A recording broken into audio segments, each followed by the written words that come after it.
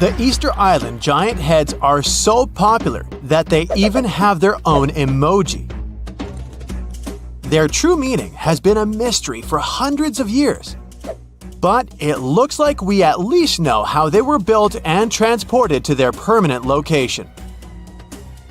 The moai statues consist of 3 parts: a large yellow body, a red hat or top knot, and white inset eyes with a coral iris. Around 1,000 of them were created. The main bodies of most of the statues were made out of volcanic tuff from a local quarry in what used to be a volcano. The material is easy to carve, but not so easy to transport. That's probably why researchers found over 300 unfinished moai back in the quarry. The rest of them stand in various locations, facing the villages as if watching over the locals. So, it looks like the statues were carved lying on their backs. Then, their creators detached them from the rock, moved them down slope, and set them in a vertical position to finish the work. Once it was done, it was time to get the statue to its platform. Now, if you've ever moved houses, you know how physically hard it is. So, imagine having to move a statue that is about half as heavy as a house without a car or any modern equipment for a distance of 3 miles. The locals must have invented some original way of doing it, and scientists tried to recreate it to guess what it was. They tried pulling moai replicas on wooden sleds. They thought someone could have used palm trees for that purpose, but this theory has been debunked. The most successful experiment so far was wielding ropes to rock the statue down the road in a standing position. This method sounds real because the local Rapa Nui legends mention that the moai walked from the quarry. And, of course, they needed a good road to get there. In the early 20th century, researcher Catherine Rutledge identified an 800-year-old road network on the island. It was a bunch of pathways around 15 feet wide going from the quarry. She thought that those roads were ceremonial and not built just for the statues. She wasn't a famous scientist back then, so others mostly ignored the theory. Several decades later, famous Norwegian adventurer and archaeologist Thor Heyerdahl published his theory. He mentioned that the roads were built exclusively to transport the moai, and some of the statues were dropped along the roads for some reason. But in 2010, researchers found that the statues weren't randomly dropped. They actually reached their final destinations, as they were all set on hidden platforms. Plus, the road floor was U-shaped, so pulling massive statues along them wouldn't be easy. You can still find roughly 15.5 miles of these roads on the island and see them from satellite images. And it looks like Catherine Rutledge was right about them. The roads were probably built for pilgrims to a sacred volcano, and the moai standing by them were sort of signposts. Halfway across the world in southern England lies another mystery made of stone, a massive sound illusion, a symbol of unity, a burial ground, or more. Scientists are still debating the purpose of Stonehenge. It took Neolithic builders around 1,500 years to construct this beauty made of roughly 100 stones standing upright in a circle. Millions of tourists come to see it every year, and heritage protectors were worried about the modern road snaking close to the landmark. That modern road is now sunk into the ground below the grass level. And even though archaeologists assumed they could find an older road under it, they didn't have any high hopes. But when they took off a layer of asphalt, they noticed 2 parallel ditches that were nearly perpendicular to the road.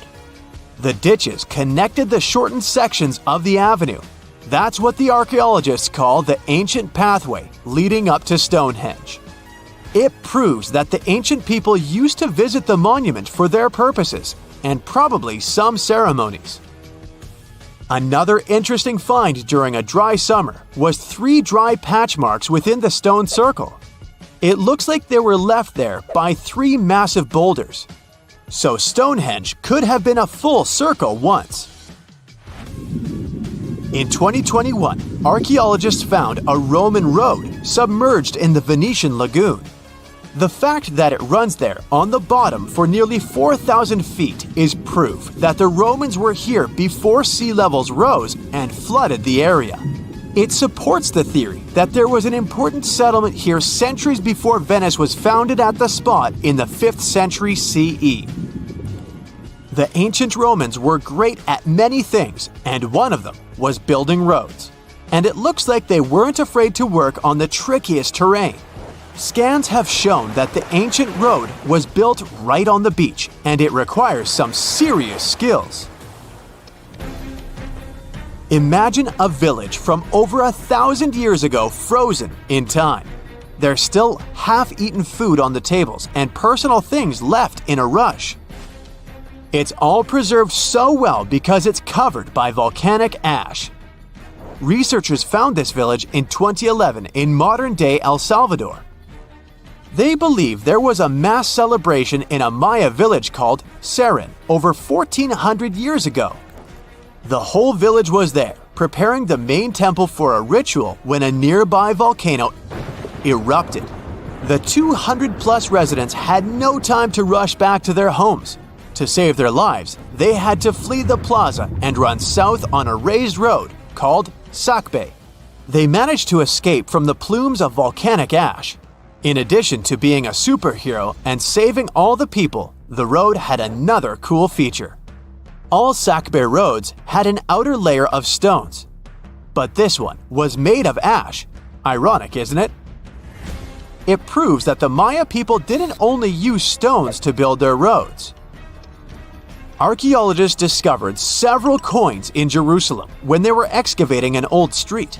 When they saw the minting dates, they realized the road was built when Pontius Pilate was the Roman governor of Judea. Since he was the local ruler, it's almost clear that he gave the order to build the road. The pilgrims most likely used this road to reach the Temple Mount for worship. The pathway, which was laid with over 10,000 tons of limestone, was almost as broad as a London bus is long. It had been there for 2,000 years. It's not common that you find such a luxurious road, and it's not clear why a Roman governor would spend so much money on the road. It was probably his attempt to make the city's population like him. Plus, it was a great way to show he had both money and influence. The Old North Trail is an ancient highway that the inhabitants of North America used for 10,000 years, first on foot, then with dogs, and finally with horses. The first travelers moved around the continent down its paths for thousands of miles long before the first Europeans arrived, and even during the last ice age. They used it to carry trade goods, visit relatives, find a mate, or just explore. Researchers keep finding evidence that the stories and legends of the Blackfoot Indians about this trail are real. And it could be even the road that served one of the most massive human migrations. The people who crossed from Asia on the Bering Land Bridge about 15,000 years ago and settled in North America might have used the ice-free corridor along the Rockies, which later became a part of the trail. The Nakasendo Highway was built in the 17th century during the Edo period of Japanese history to link Kyoto and Tokyo. The 310-mile-long road runs across mountain ranges and down onto the plain. It was one of the 5 main roads used by the feudal lords and their families to travel to the capital. There were 69 post stations on the route where travelers could stay overnight. The road was built for horses and pedestrians, as the Japanese didn't use carts. You can still walk parts of the route. The majority of us have believed for a really long time that Stonehenge, one of the most iconic monuments in the world, was an ancient calendar because of its alignment with the summer and winter solstices. But no one could figure out how it really worked. Now, a team of researchers have come out with another study. It turns out that Stonehenge could have functioned like the solar calendar. It's a similar principle to the solar calendar ancient Egyptians used to have, the one based on a year composed of 365.25 days. Each of the stones from this big mysterious sarsen circle represented one day within a month. Sarsens are what we call these large boulders. It's actually a perpetual calendar, where people could track every winter solstice sunset. That way, those who lived near Stonehenge, which is today Wiltshire, UK, could keep track of the days and months of the year. We all now understand this mysterious calendar system because of this interesting discovery in 2020. The team has identified the source of 50 of the 52 sarsens that make up the iconic stone circle we all know about. They analyzed the chemical composition of these sarsens and traced their origins to the West Woods in Wiltshire, which is about 15 miles away from the monument. Not only did these 50 sarsens come from the same source, but they were also placed in their current position at approximately the same time. They make the outer circle of Stonehenge, together with a horseshoe-shaped inner ring. Near the center of the monument, there are smaller rocks, known as bluestones. The team traced the origins of the bluestones all the way to Wales. They also discovered that the sarsens share a common chemistry, over 99% silica with trace elements. Two sarsens were different from each other and also different from the main cluster. These sarsens were arranged in 3 different formations at Stonehenge. 30 of them formed this huge stone circle that dominates the monument. 4 station stones ended up in a rectangular formation outside the circle, while the rest, located inside the stone circle, were constructed into 5 trilithons. A trilithon is when you have 2 vertical stones with a horizontal lintel at the top.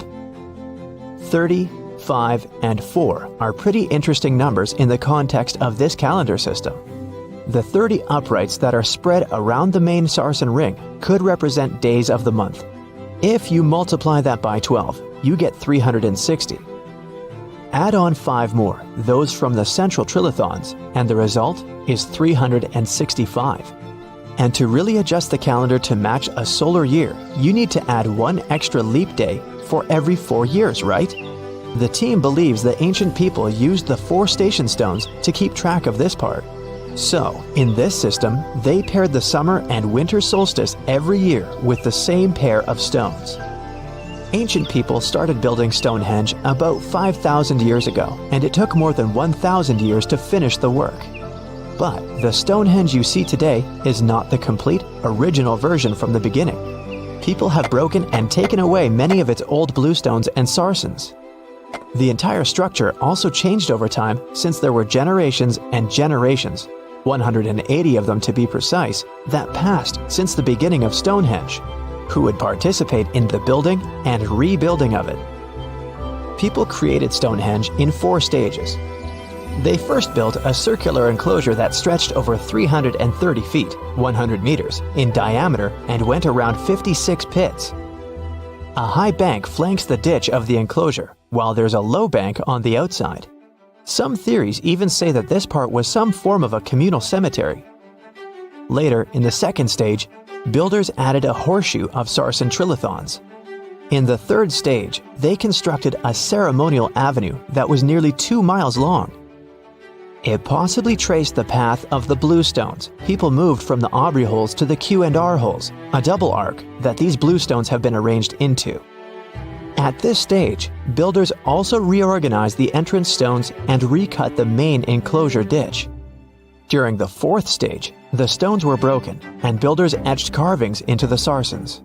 Later, the bluestones ended up being modified again. Builders didn't leave any written records about how they managed to drag these heavy stones to the site and get them to stand so perfectly upright. But there are theories that say their techniques were more closely associated with woodwork than masonry. They made mortise holes and protruding tenons because they wanted to slot these stones together, and they used tongue and groove joints to do that. When they dug the hole for the stones, they placed timber poles at the back of the holes that were used as brace support. Then they moved the stone into a position and hauled it upward with ropes. They packed rubble into the hole to make sure the stone stayed in place. A pre-industrial farming society put this fascinating monument together using only tools made of stone and bone. Not even the wheel had been invented yet.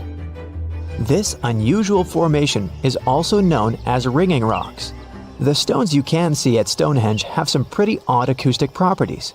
When you strike them, they produce a loud clanging sound. That could be one of the reasons why people bothered to transport them over such a long distance in the first place.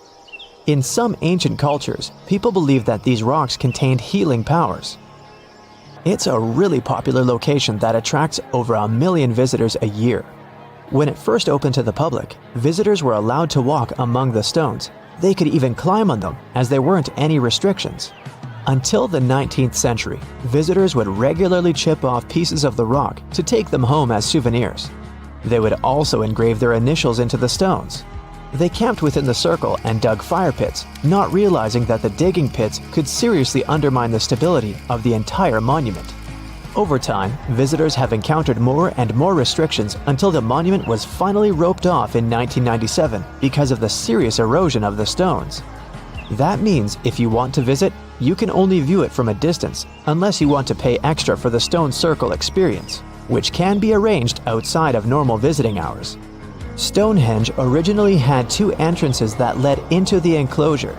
There was a wide one to the northeast and one that was a bit smaller and located on the southern side. If you look at it today, you can see there are many more gaps. This is mostly because of tracks made later that once crossed the monument. The ground within Stonehenge has been severely disturbed, and it wasn't just about random visitors digging fire pits. There was a group of people who dug a large deep hole within the stone circle in the 17th century because they were looking for treasure. Then there was Charles Darwin, who also did some digging because he was studying earthworms in the area. He wanted to know how these worms could impact objects in the soil over time. He observed how a fallen stone there had sunk deeper into the ground and realized it was happening because of the activities of these tiny creatures who churned through the soil all the time. In 1963, there was a theory that Stonehenge had been built as some sort of computer that predicts solar and lunar eclipses. Later, some proposed it was actually constructed as a monument to ancestors that had passed away. This theory says the permanence of its stones represented the eternal afterlife. The average sarsen you can find there weighs 25 tons, while the biggest one weighs around 30 tons. If you want to get an idea of how massive these stones really are, you can go behind the visitor center in the outdoor gallery to check out a replica sarsen stone. It's a true copy of a freestanding upright from one of the trilithons that are located in the inner horseshoe of the monument. There are 5 Neolithic houses at Stonehenge based on real archaeological evidence of houses found in that area. Each of them had stake-built walls and a chalk floor. Some even had furniture. There was also a lot of trash discovered, which means people in this area used to like celebrations and feasting. Research has shown that people lived in these houses for 50 to 100 years, around 4,500 years BCE, which was the time when the builders brought the sarsen stones to Stonehenge. During the time they were building Stonehenge, generations of people went through major changes themselves, from the Stone Age to the early Bronze Age. They were no longer as static and isolated. They started to travel and trade more, which means they communicated way more than their ancestors, even internationally. This is how they could have spread the word about Stonehenge, and it's also when the whole mystery and fascination with the monument began. One of the most unexplored and mysterious places on Earth is located in plain sight. It's one of the most majestic monuments of humankind. The wonder of the ancient world hides a secret that scientists and archaeologists still can't solve. This is the Great Sphinx of Giza in Egypt. The huge sculpture of a lion with a human head was carved out of rock about 4,500 years ago. Scientists still don't know the exact date of its creation and are also unaware of who built it and what for. There are many assumptions and theories, but none of them has been confirmed.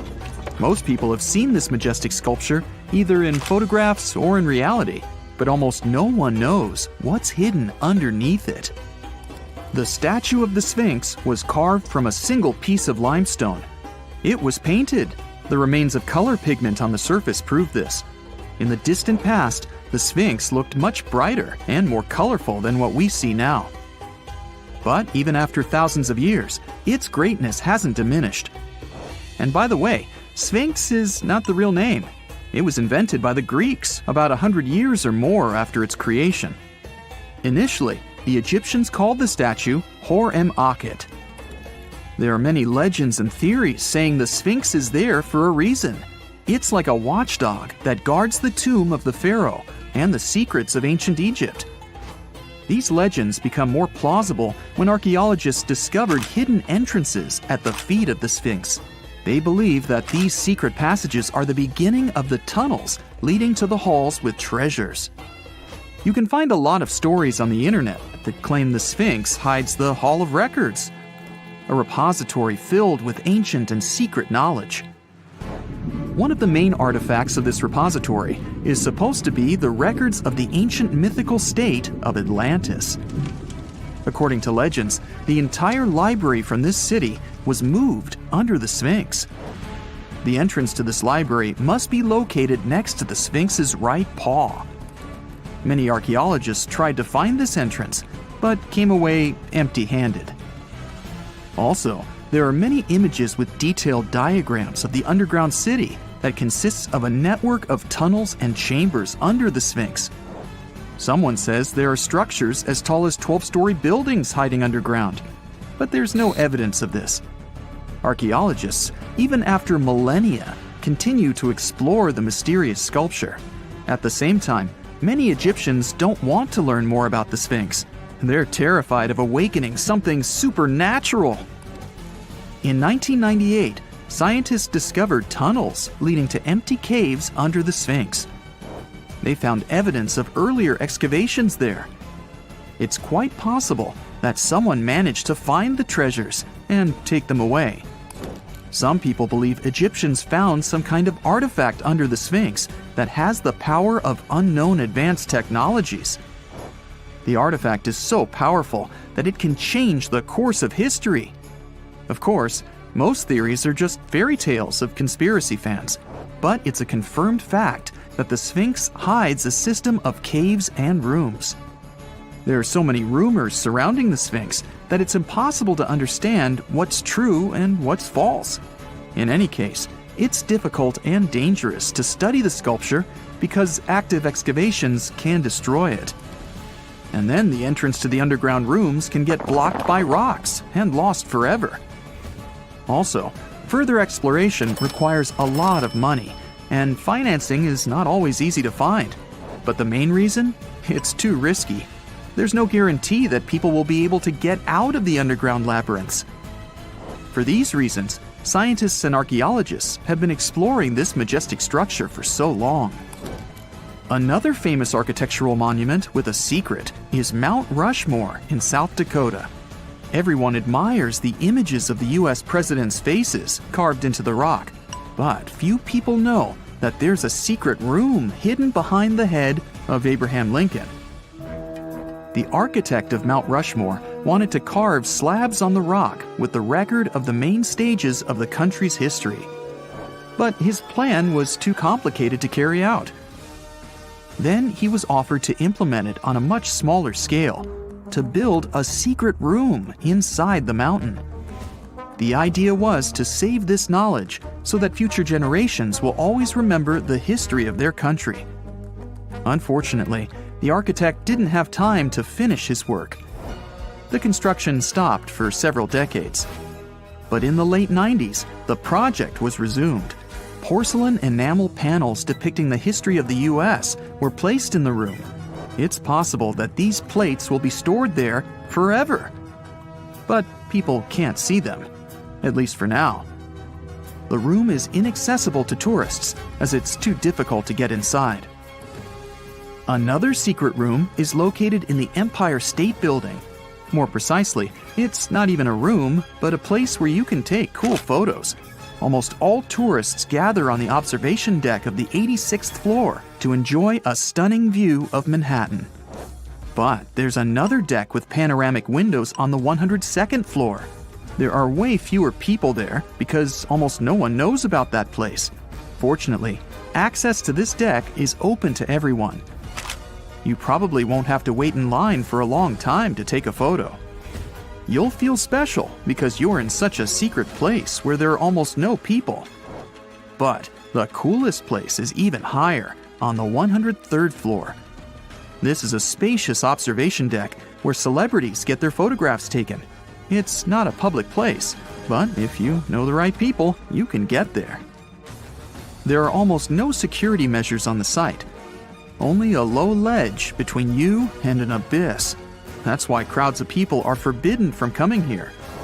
It's not so easy to get there, and you're unlikely to succeed without a guide. First, you need to choose the right elevator that will take you there. Then you'll go through several engineering rooms filled with pipes, electrical panels, and other technical stuff. The final part of your way is a set of stairs inside a tiny corridor. And here you are, at the top of New York. Now we're in Paris. See the Eiffel Tower? Inside it, there are restaurants and observation decks. But if you try hard, you can find a secret apartment. Now it's a museum, but it was built so that people could live in it. The architect of the tower, Gustav Eiffel, created this apartment in 1889 for himself. It's almost at the very top of the Eiffel Tower. Imagine what a beautiful view he observed every day. He was the first and only tenant. No one else could gain access to this place. When the architect passed away, the apartment remained empty for a long time. Only recently, they restored it and turned it into a museum. Inside, the epoch of the last century is recreated. They even put wax figures of Gustav Eiffel, his daughter, and the American inventor Thomas Edison inside the room. This place is filled with an endless stream of passengers, office workers running late, visitors from other cities, noise, and train whistles. At Grand Central Station in New York, among all these sounds, you can hear the sound of a ball hitting a racket, if you're in the right place. A real tennis court is hidden inside New York Central Station. It belongs to a tennis club that arranges corporate games for employees of many companies. The club was opened in the 60s. Now we're moving to London, Charing Cross Road. It isn't easy to find one secret place here. To do this, you need to look carefully at your feet. Do you see these sewer grates in the asphalt? Inside them, you can notice two signs with the name Little Compton Street. Yeah, there's another street right below you. It disappeared from all maps at the end of the 19th century. Charing Cross Road was built over it. The identification signs that you see are part of old engineering tunnels. There's another interesting place in London. It's located in the southeast corner of Trafalgar Square. At first glance, it looks like a thick lamppost, but there are too many tourists walking around. You come closer and realize that one person can easily fit inside the post. The lamppost belongs not to an electrician, but to a police officer. Yeah, this is the smallest police station in the world. It was built in the 1930s and used as a watch post. Officers had to sit there one by one and watch Trafalgar Square. That always attracted a lot of pickpockets and all kinds of other criminals. A gruesome discovery took place in Egypt some years ago. You want to hear about it? 16 human hands, carefully buried in 4 eerie pits. They didn't look too much like human hands at first, since they were abnormally large, but they were. Weirdly, there were only right hands. No left hands were in sight. It turned out that it points to the practice of an ancient dark ritual. Old Egyptian art and tales talked of a ceremony where warriors would present the right hand of their adversaries as proof of victory and ask for gold in return. Egyptians believed in the afterlife, so cutting off someone's hand meant you cut off their power eternally. Guaranteeing this type of defeat was interesting to the winning party. Here, the fight was between Egyptians versus Hyksos, who lived in what was once known as Canaan. Egypt has always been the center of some history-changing findings, and some time ago, this papyrus was found. If we stretched it open, it would be just a tad bigger than the height of a skyscraper. The world's tiniest skyscraper, which is located in Wichita Falls, Texas. When humans didn't write on their notes app, they wrote on this thing, made from the medulla of a papyrus plant. Around 2,000 years ago, ancient Egyptians wrote something reminiscent of a book where they describe most of their funerary traditions and their visions of the afterlife. It's considered one of the most important texts from ancient Egypt and is still sold in bookstores to this day. This ancient manuscript was unearthed from a chamber located just south of the Pyramid of Djoser, located in Saqqara. Oh yes, Djoser is the oldest pyramid in Egypt and not the Giza pyramids like most people think. So recently, the site of Saqqara buzzed with excited archaeologists who probably found one of Egypt's oldest complete mummies. They believe that this beautiful and well-preserved mummy was that of a wealthy man. He was discovered in a deep shaft, covered in layers of gold leaves. There are many symbols that show he was an important and wealthy man, like the band he wore on his head, the bracelet on his chest, and the fact that he was embalmed with a tunic, which was reserved for Egypt's finest. The most exciting part of the entire discovery was finding the resting place sealed with mortar, just as the ancient Egyptians had left it 4,300 years ago. Now this may sound weird, but back in 2008, archaeologists discovered a missing pyramid. Now it went missing because it deteriorated over the span of 4,000 years. Today, you can only see its base. It was a pretty important site back in ancient times. It is said that around the area of the pyramid, the ancients hosted a special type of ceremony where high priests would carry mummified remains of sacred bulls. Now here's a fun fact. Ancient Egyptians believed that Apis bulls were earthly incarnations of the city deity of Memphis and was connected to rites of fertility. It wasn't just any Apis bull though. They needed to be all black with a single white mark between its horns and a bunch of very specific characteristics. They were selected by the local priests and honored until they passed away. After that, they were mummified and buried in underground galleries. Meanwhile, this missing pyramid sort of disappeared around the 1800s. It was a German archaeologist who first found it in the village of Saqqara. He called it the Headless Pyramid when he first found it. But then, years after the official discovery, the desert sand came along and covered the whole thing. There were some excavations between the 19th and 20th centuries, but they weren't too systematic. That's why scientists were so thrilled when they dug an entire pyramid's base after removing the 25-foot mound of sand that was covering it. Oh, and it turns out American archaeologists are excavating a cemetery in Egypt that could contain over 1 million mummified bodies. So far, archaeologists have dug around 1,700 mummies. One of the main differences from other classic Egyptian mummies is that these people weren't kings and pharaohs. They were commoners that most likely lived about 1,500 years ago, when Egypt was controlled by the Roman and Byzantine empires. The name of the cemetery is cool though, the Way of the Water Buffalo, just in case you want to check it out on your next trip. Other than bulls and buffaloes, ancient Egyptians also liked baboons. Are you seeing a pattern here? In the beginning of the 20th century, archaeologists discovered a site filled with mummified baboons in a place called, guess what? The Valley of Monkeys. An animal wouldn't have been mummified if it wasn't considered important. Certain animals were more important than others, since they were linked to specific deities. Jackals were connected to Anubis, the ancient god of the afterlife, and cats were likened to the female deity Bastet. Baboons were a pretty big deal, since they were believed to be connected to Thoth, the deity of wisdom and advisor to Ra, one of Egypt's supreme deities. The archaeologists who studied these animals weren't too happy. They think these baboons were kept inside and were deprived of sunlight for most of their lives. They had extreme vitamin D deficiencies and they were poorly fed. Maybe Thoth got angry with these baboon keepers. Just a guess. Since there's never a boring day for archaeologists in Egypt, they also found human mummies with golden tongues. Since Egyptians were all about the afterlife, They believe that golden tongues might help a person speak once they pass to the other side. I mean, it's a long shot, but hey, why not? Some of these mummies were placed in wooden coffins with goods, such as necklaces, pottery, golden artifacts in the shape of lotus flowers and scarab beetles, and iPhones. Just kidding. A new temple was also unearthed recently in Egypt. Scientists believe it was dedicated to honor Zeus Cassios.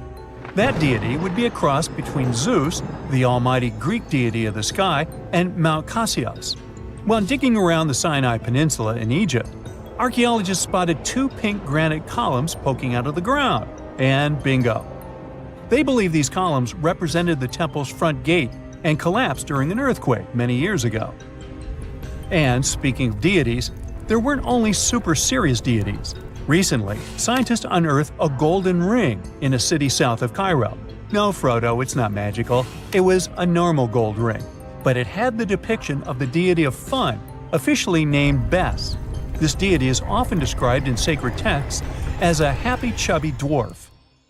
Today, many tattoos we get are sorta deprived of any sense and are made of aesthetic purposes only. In ancient Egypt, though, women would get tattoos as a token of protection for childbirth. That's what scientists think, at least. Around the Nile region, scientists found some mummies that had well-preserved tattoos, which is a rarity since the skin deteriorates so easily. 2 of these women tattooed their lower backs, and the drawings were simple. They were mostly pictures, including that same chubby dwarf we just talked about, Bes. He also had a side hustle as the protector of women during childbirth. Now, would you believe me if I told you ancient Egyptians invented robots? No? Well, that's because that's not entirely true. Sure, they were astronomers, mathematicians, and engineers, and somehow they also squeezed an eccentric invention into that package. An automated deity some scientists called Hathor. This wooden statue had been in the Metropolitan Museum of Art for years before someone noticed its secret. With the help of an X-ray machine, specialists discovered a mechanical operating system inside it. The pulley-like axis goes from the statue's shoulder to her left leg. When the system rotates, the statue raises and lowers her hand. Hey, pick me, pick me! Now here's something. Baltic amber is one of the most common resins found in the world. The reason for this is that due to the vast forests of pine, their numerous deposits are so common, they provide wonderful treasures from long ago. Ants are especially common in the Baltic amber, which comes from pine trees. Its resin is rich in sugar, so the ants often live amongst the trees, close to the easy source of food. One block found in East Germany has preserved one ant that is estimated to be about 48 million years old. Think of the birthday cake.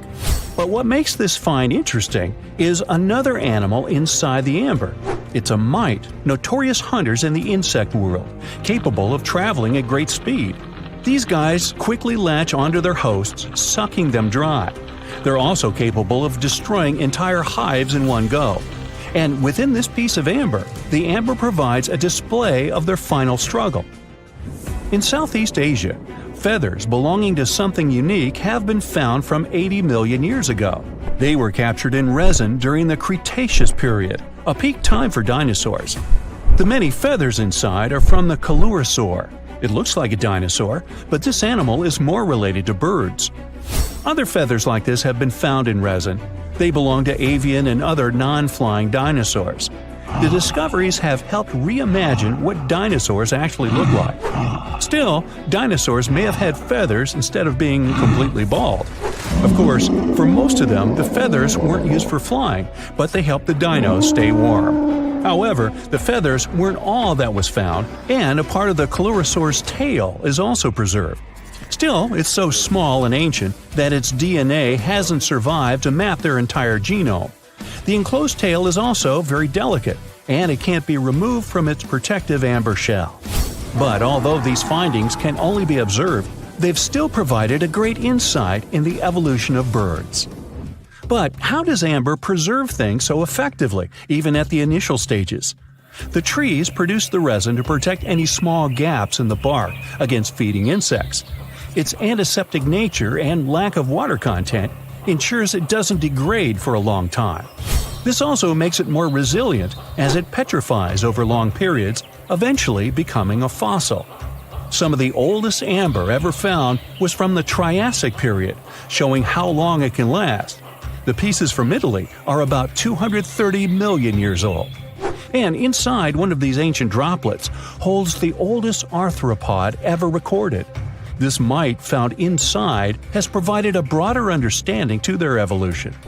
Today, they're known to mainly annoy gardeners by feeding on the petals of flowering plants. However, at the time the mite was caught, flowers didn't have any petals, and it would be without this tasty meal for another 100 million years. Now, 100 million years ago, Myanmar was part of Gondwana, the great supercontinent. At that time, Myanmar wasn't part of Asia yet.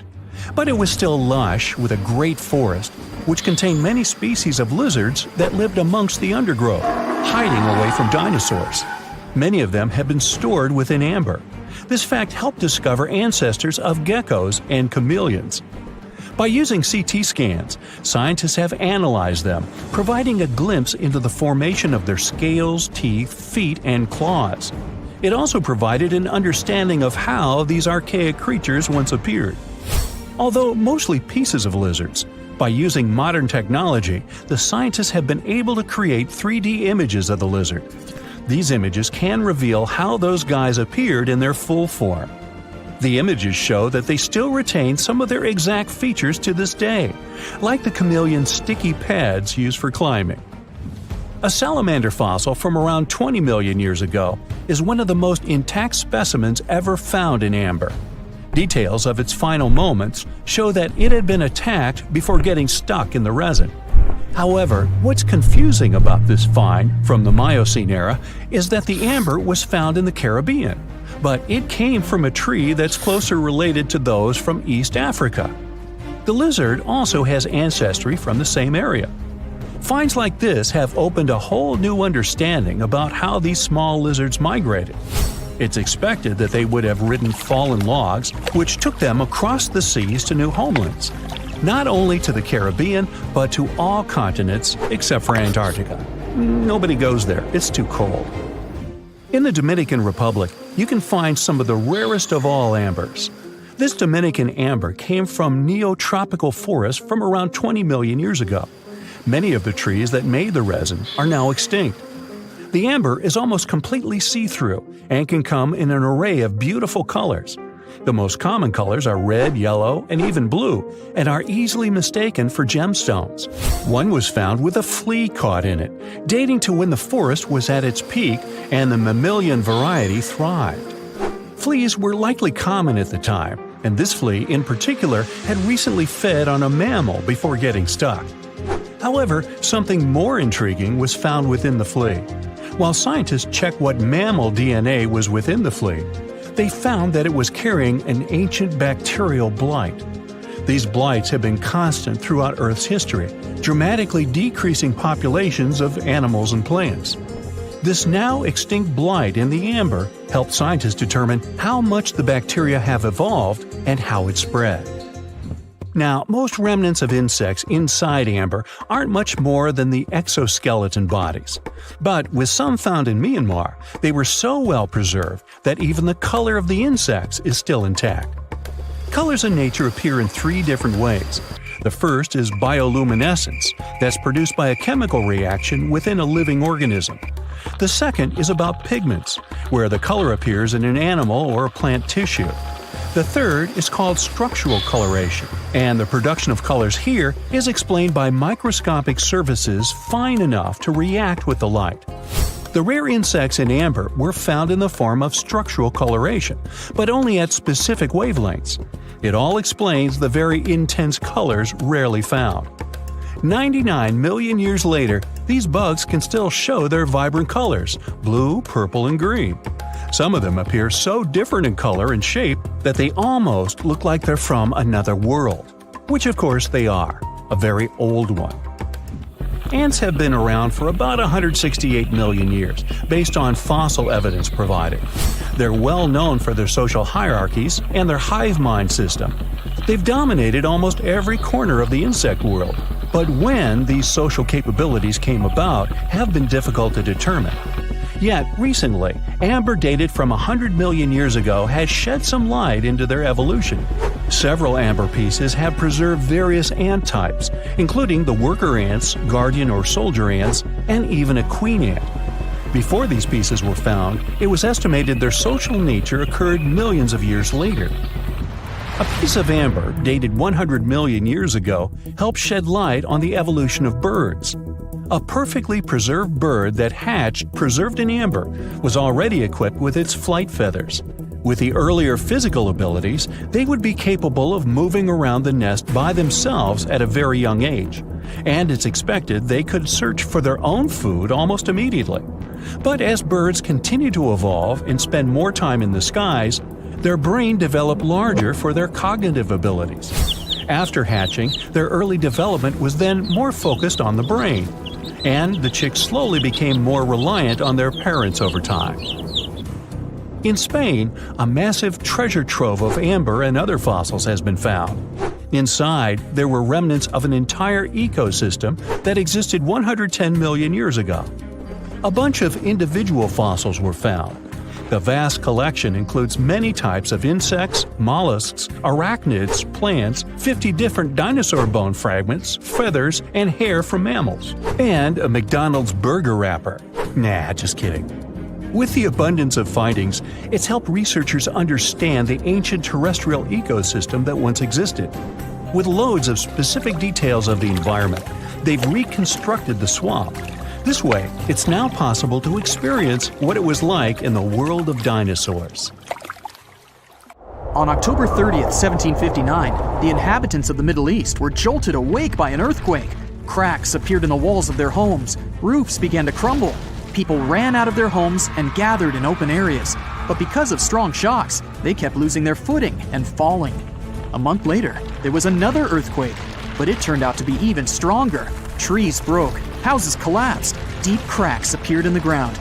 The disaster lasted for 2 minutes. Oases, roads, and cities were destroyed. Incredibly, Baalbek's ancient buildings withstood earthquakes.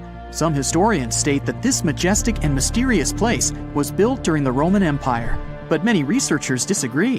Whatever the truth is, the city is one of the main archaeological phenomena of humankind.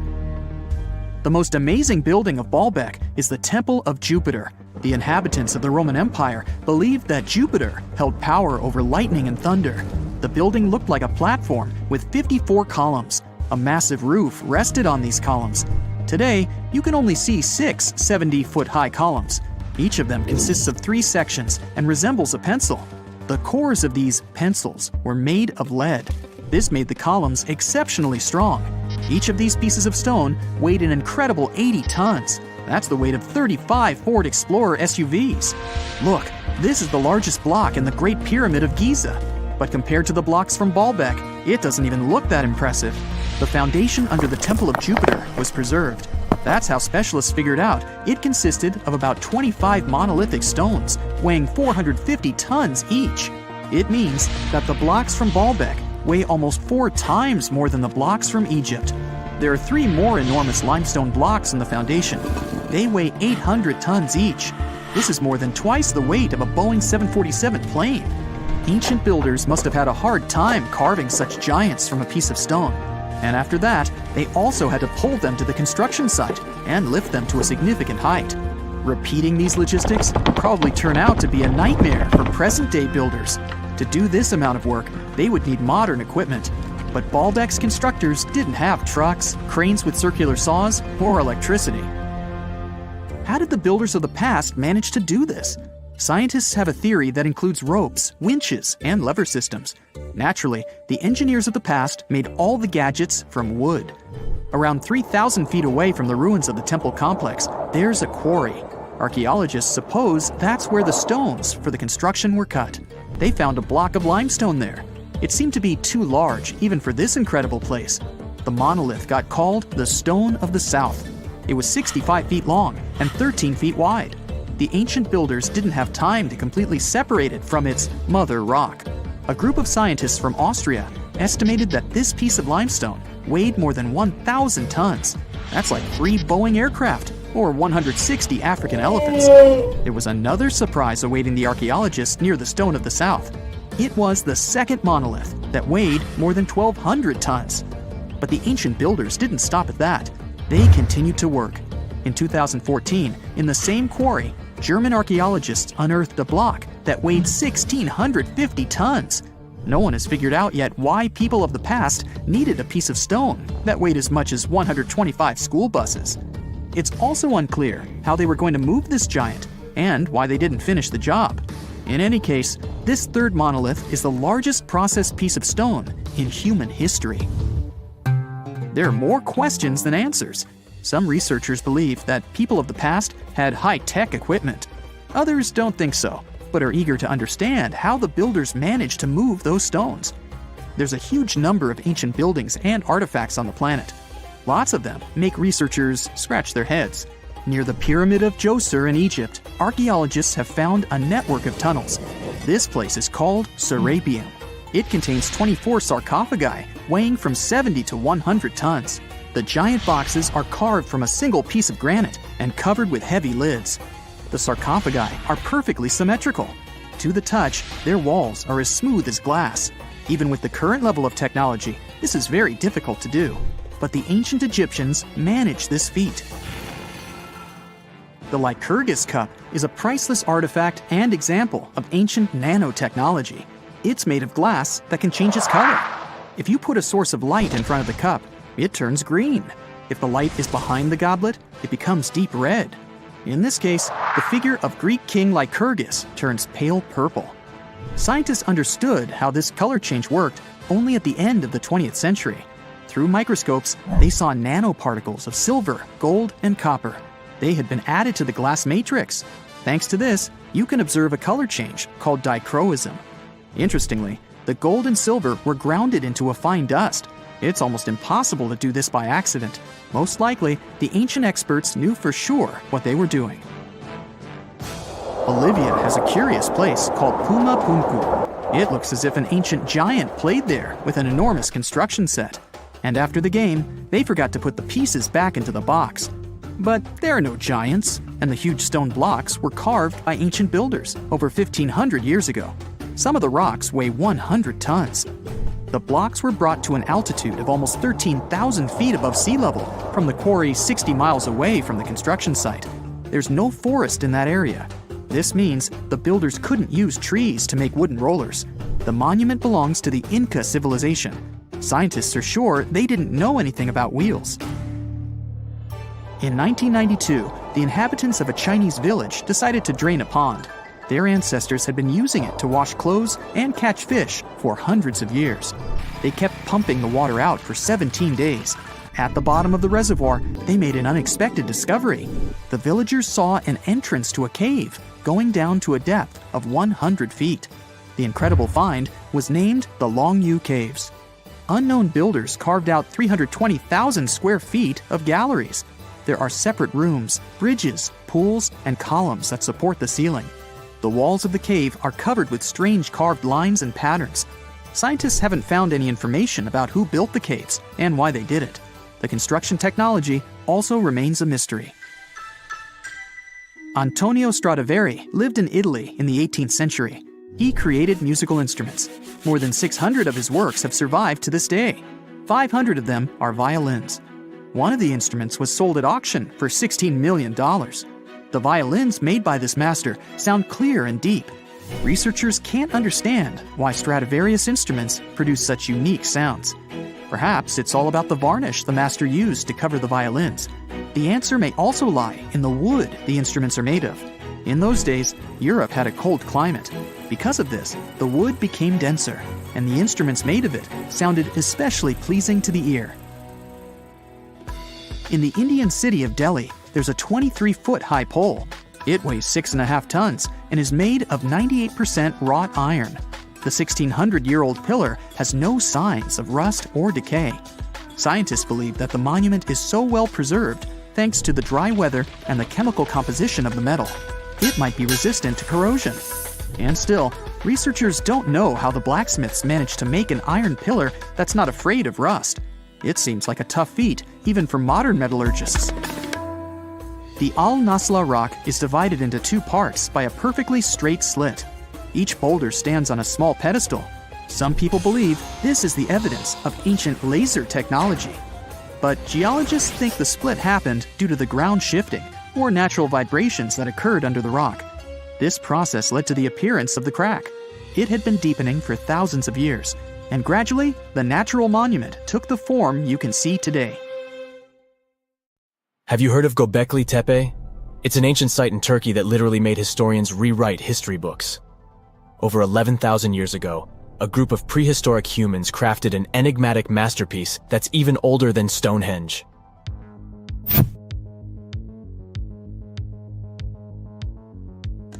Before its discovery, archaeologists believed that people didn't know about iron and weren't good at making pottery.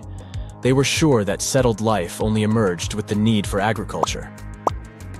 But Göbekli Tepe changed this belief.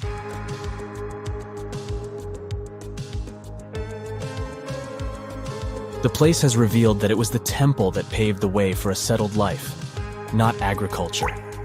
Until this discovery, researchers believed that farming was the catalyst for sedentary living. Meet Professor Schmidt, the guy whose findings changed this theory. He managed to prove that hunter-gatherer communities laid the very foundations of this way of life.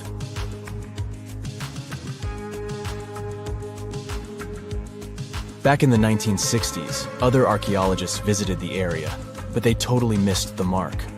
While surveying the region, they stumbled upon a hill with scattered limestone slabs and concluded it was just an old burial ground from medieval times. Little did they know that there was so much more to uncover.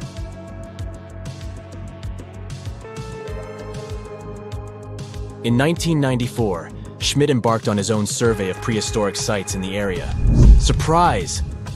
He instantly realized he had discovered something truly extraordinary. Unlike the nearby flat and barren plateaus, Göbekli Tepe had a gently rounded top, rising 50 feet above the surrounding landscape. Funny enough, the translation of this place's name is Potbelly Hill. Schmidt was sure only humans could have made something like this.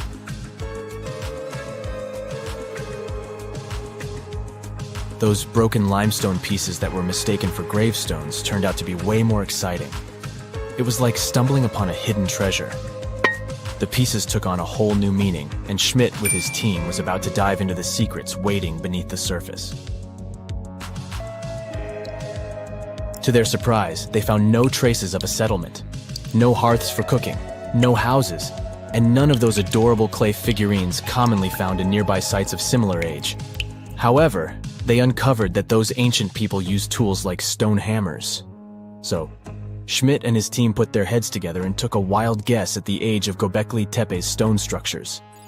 Their estimation got backed up by some limited carbon dating done right at the site.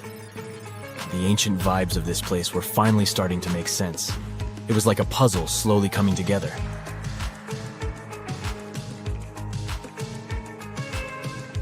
You may think that back then, people didn't have special tools to create something as cool as Göbekli Tepe. Not true. Turns out, these prehistoric folks used flint tools instead of fancy metal chisels.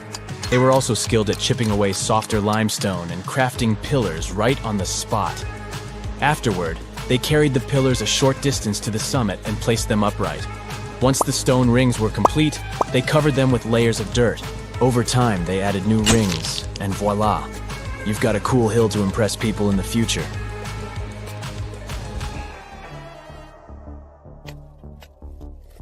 During their first year of excavation, the team went through 15,000 pieces of animal bones from wild creatures. These people didn't have pet animals or grow their own food.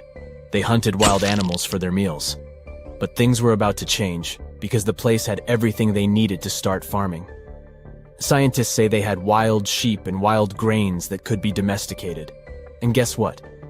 Just 20 miles away, geneticists found evidence of the world's oldest domesticated strains of wheat at a prehistoric village.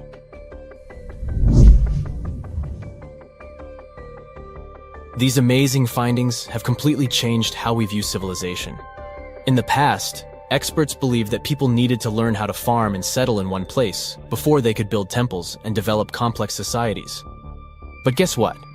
Schmidt's research flips that idea on its head. He claims that the incredible effort put into constructing these astonishing structures actually set the stage for the development of advanced societies. It means that societal and cultural changes happened before agriculture. Schmidt has this fascinating hypothesis about Göbekli Tepe. He thinks it could have been a special burial site where people left their loved ones. And here's the twist. The burial site was adorned with fancy statues and symbols representing deities from the spiritual realm. The idea that Göbekli Tepe could have served as a sacred place adds another layer of complexity to the whole story. While the site's true purpose may remain elusive, Schmidt's insights invite us to consider the profound interplay between life and the afterlife, and the deep reverence ancient hunter-gatherer societies may have had for their departed ancestors. Now let's talk about the stars of the show, the mesmerizing T-shaped columns that dominate Göbekli Tepe. These mysterious structures range from 10 to 20 feet tall and most likely represent stylized human figures. But one figure stands out from the rest, the three-dimensional lion relief. This depiction really fires up our imagination. Why? Because it hints at the possibility that lions roamed Anatolia during the Neolithic period.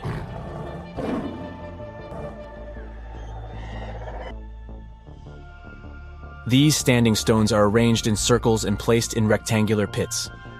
Each circle has a similar setup. Two big T-shaped pillars in the center, surrounded by slightly smaller ones facing inward. Talk about a stylish arrangement. These towering pillars reach a whopping 16 feet and weigh between 7 and 10 tons.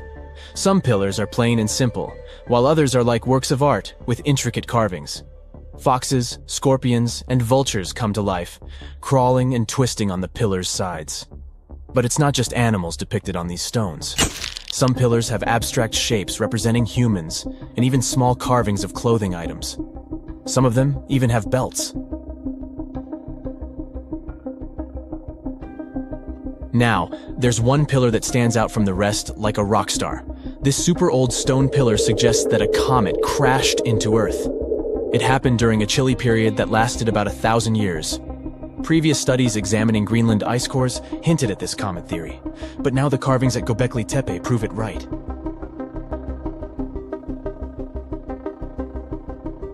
The carvings on the pillars are like a historical comic strip. They even show a headless human figure. Researchers fed the images into a computer and discovered their connections to constellations, indicating that this temple might have been an ancient observatory. It's like our ancestors were trying to document this cataclysmic event in their own unique way. Archaeologists have been excavating and researching Göbekli Tepe since the mid-1990s, peeling back layers of history and providing us with a deeper understanding of the intricate relationship between various elements. They have no plans to stop the whole process for another 150 years. Who knows what else they'll find?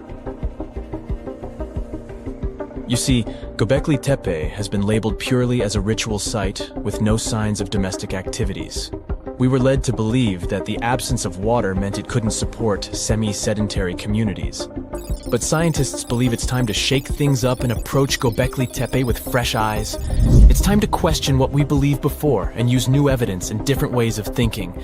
Like, there might have been a group of people living in the area who didn't stay in one place all the time. They moved around a bit but still had their own civilization, living in the area semi-sedentarily. Göbekli Tepe is not just home to a single temple, but an astounding collection of over 20 ancient structures. As archaeologists delve into the depths of this wonder, they are unraveling its unique layout, featuring two prominent focal points at the heart of each establishment, complemented by smaller structures and dividing walls. What's even crazier is that in this area, there are over 200 obelisks, which are narrow tapering monuments. When you hear the word mummy, you might get a chill down your spine. That's because most of us associate this word with those creepy characters we've seen in some scary movies. But in reality, mummies have helped us understand a lot about ancient civilizations, their rulers, and about how people used to deal with losing their loved ones. The people most famous worldwide for their mummies are the ancient Egyptians. They believed that some sort of existence after passing away was possible, if certain conditions were met.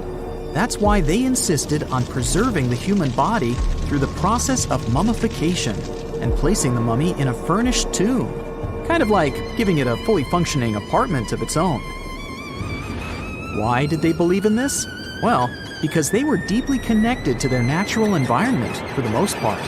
They saw the natural cycles around them, like how the sun rose every day, followed by the moon, or how new life was always sprouting from plants, even after they had wilted away. They also believed that the powerful spirit Osiris, who represented the cycle of passing away and resurrection, played a role in this process. To prepare for the afterlife, the ancient Egyptians followed certain rituals, like mummification, which involved using materials like honey, resins, and incense to preserve the body. There's no other mummy more popular than that of King Tut. He was a young pharaoh who ruled over 3,000 years ago in Egypt. The problem with discovering ancient royal tombs is that most of such burial sites were previously robbed. People knew ancient rulers had been left with many valuable belongings, so those locations became vulnerable to thieves. When King Tut's tomb was opened in 1922, people were excited because it had not been robbed, like many other previously discovered royal tombs. That's how well hidden it was. Inside, his mummy was encapsulated in a total of 3 coffins, including one made of gold. The objects found in his tomb showed us what ancient Egypt was like, and studying his mummy also helped us learn about the culture and practices popular at the time when he passed away. We also learned about his family by looking at his DNA. Scientists were able to discover that he had had a disease called malaria and a problem with his foot that might have made it hard for him to walk. Ramses II was another pharaoh in Egypt who ruled for 68 years, which was quite a lot back in the day. He was known for his expansion campaigns and building projects. Many objects from his time as a ruler still exist today, including a large statue of him. Ramses II was about 6 feet tall and lived to be about 90 years old. After looking at his mummy, scientists concluded that he may have had a medical condition that affected his spine. Now, remember those thieves I mentioned before? They are probably the reason why Ramses II ended up in a plain coffin in a secret collection of royal mummies at Deir al-Bahari, which was rediscovered in 1881. Thankfully, archaeologists were able to identify him because his journeys had been recorded on his wrappings. The process was really tedious too. In fact, in ancient Egypt, the mummification process could take a staggering 70 days to complete. A special person would say a very specific speech while delicately handling the body and drying it out using a type of salt called natron. They also used linen and resin to make the body look more lifelike and to wrap it in cloth. The tomb was equally as important for ancient Egyptians. The walls of King Tut's tomb, for example, were adorned with intricate artwork that depicted his journey to the afterlife, from his burial procession to his passage through the underworld. The ancient Egyptians believed that everyone made this journey after passing away, and they filled their tombs with items and paintings to help the person in their spiritual travels. Additionally, the walls of the tomb were decorated with spells from a special book, which contained a collection of poems that the Egyptians believed would help people reach the afterlife. And speaking of how important this journey was, people also placed food in these ancient tombs. In King Tut's tomb, archaeologists discovered 36 jars of vintage beverages and 8 baskets of fruit, which were believed to be left there to help him in his journey to the afterlife. The Egyptians believed that traveling to the afterlife took a really long time, so they left a lot of supplies, such as food and water, to sustain their loved ones. Pharaohs also generally had numerous luxurious garments and beautiful jewelry in their tombs to ensure that they would have a fashionable journey. These items included various types of linen clothing, such as tunics, scarves, gloves, and headdresses, as well as a lot of gold jewelry with precious stones, like bracelets, buckles, pendants, necklaces, rings, and even precious depictions of insects for protection. Some were also deposited with fans made from ivory and ostrich feathers to keep them cool in the afterlife. Some ancient rulers were even placed in their forever apartments along with boats. For example, Pharaoh Khufu built the Great Pyramid at Giza as his tomb, and a large ship was found inside. King Tut, however, was buried with multiple boat paddles, but no actual boat. Instead, he had 3 chariots and numerous walking sticks made of precious materials, perhaps indicating he'd rather travel to the beyond by land, not by water. Amongst the most interesting objects found near ancient mummies are bottles of oils and perfumes. If rulers were supposed to be fashionable, why not smell nice too, right? Also, some of them had some ancient kinds of board games, most of them made out of precious materials like gold or ivory. One of those games was called Senet. It was very popular amongst the ancient Egyptians and very similar to modern-day chess. The ancient Egyptians may have the most famous mummies out there, but they weren't the first to invent the procedure. In fact, it all started in South America with an ancient civilization named the Chinchorro. As far as we know today, these people were the first to mummify their loved ones that had passed away.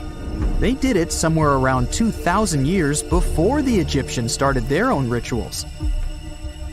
Sure, we can tell a lot about ancient rulers by studying these mummies, but until recently, we had no idea what they really looked like during their lifetime. Not so long ago, though, some very special mummy paintings were found by archaeologists studying ancient Egyptian objects. These mummy portraits are highly detailed paintings of individuals that were made while they were still alive. Such paintings were often painted on wood, as opposed to the classical portraits we all know about, which are painted on canvas.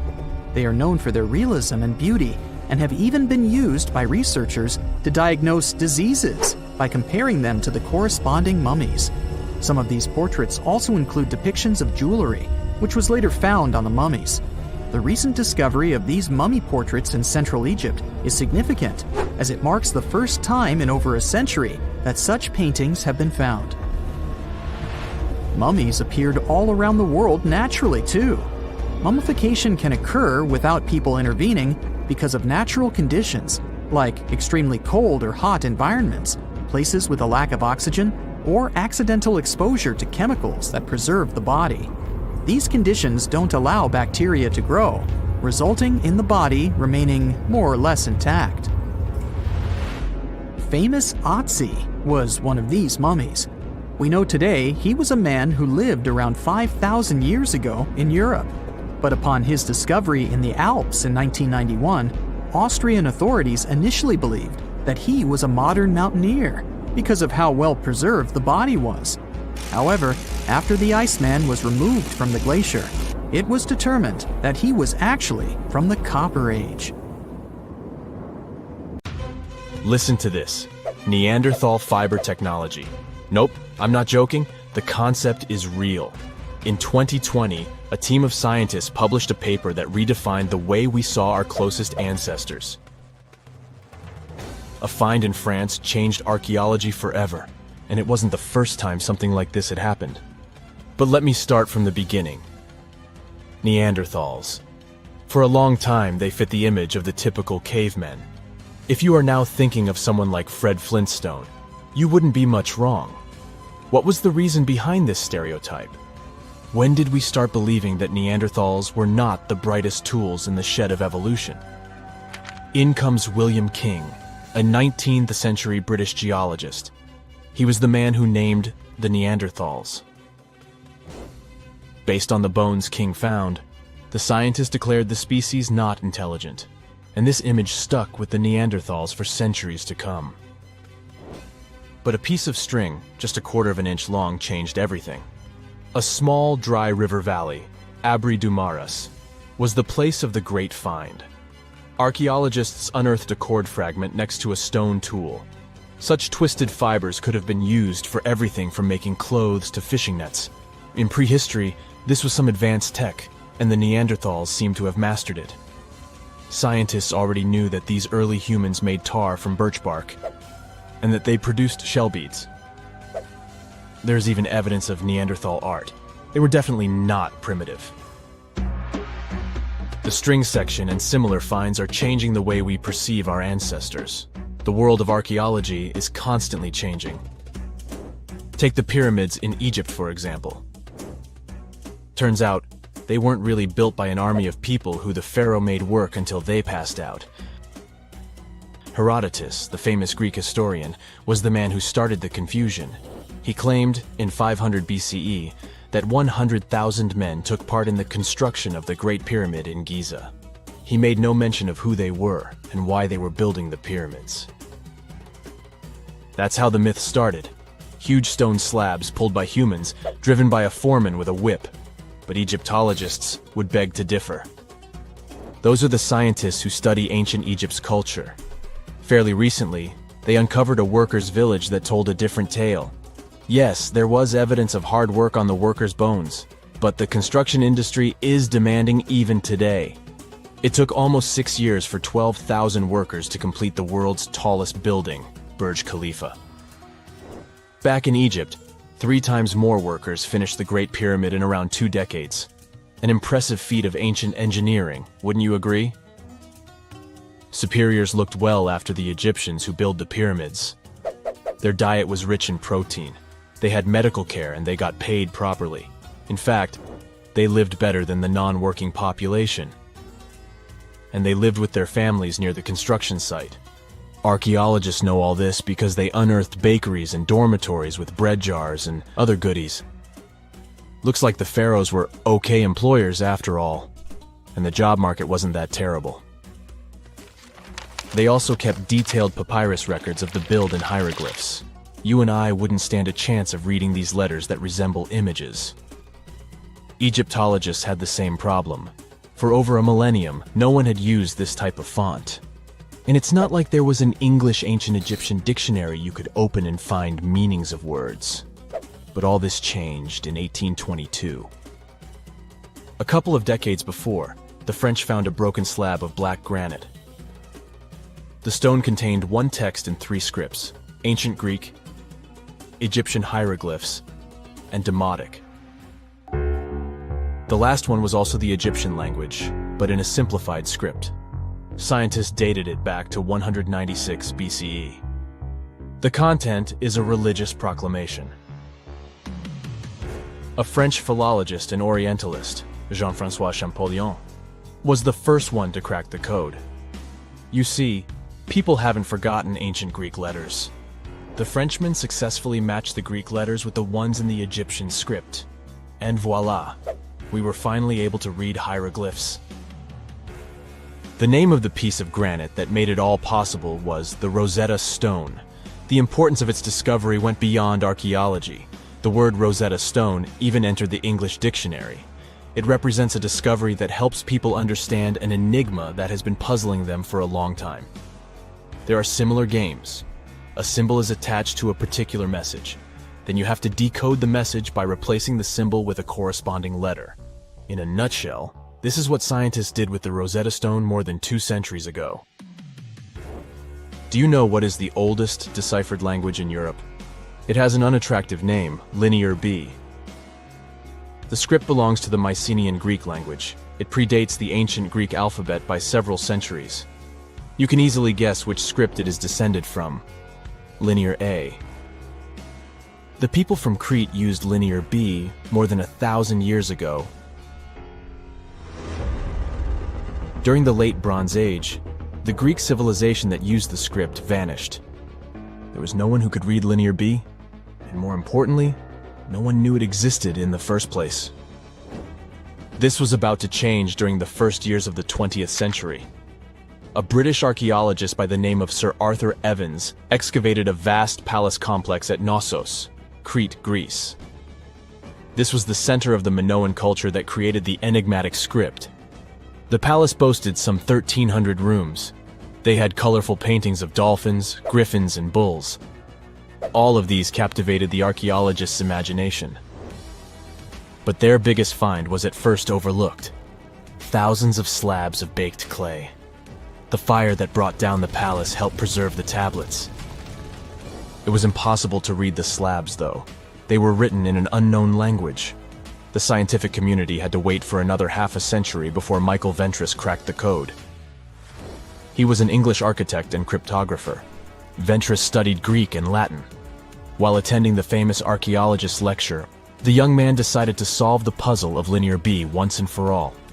He managed to do so in 1952. One of Ventris's most amazing discoveries was that the script was an archaic form of Greek.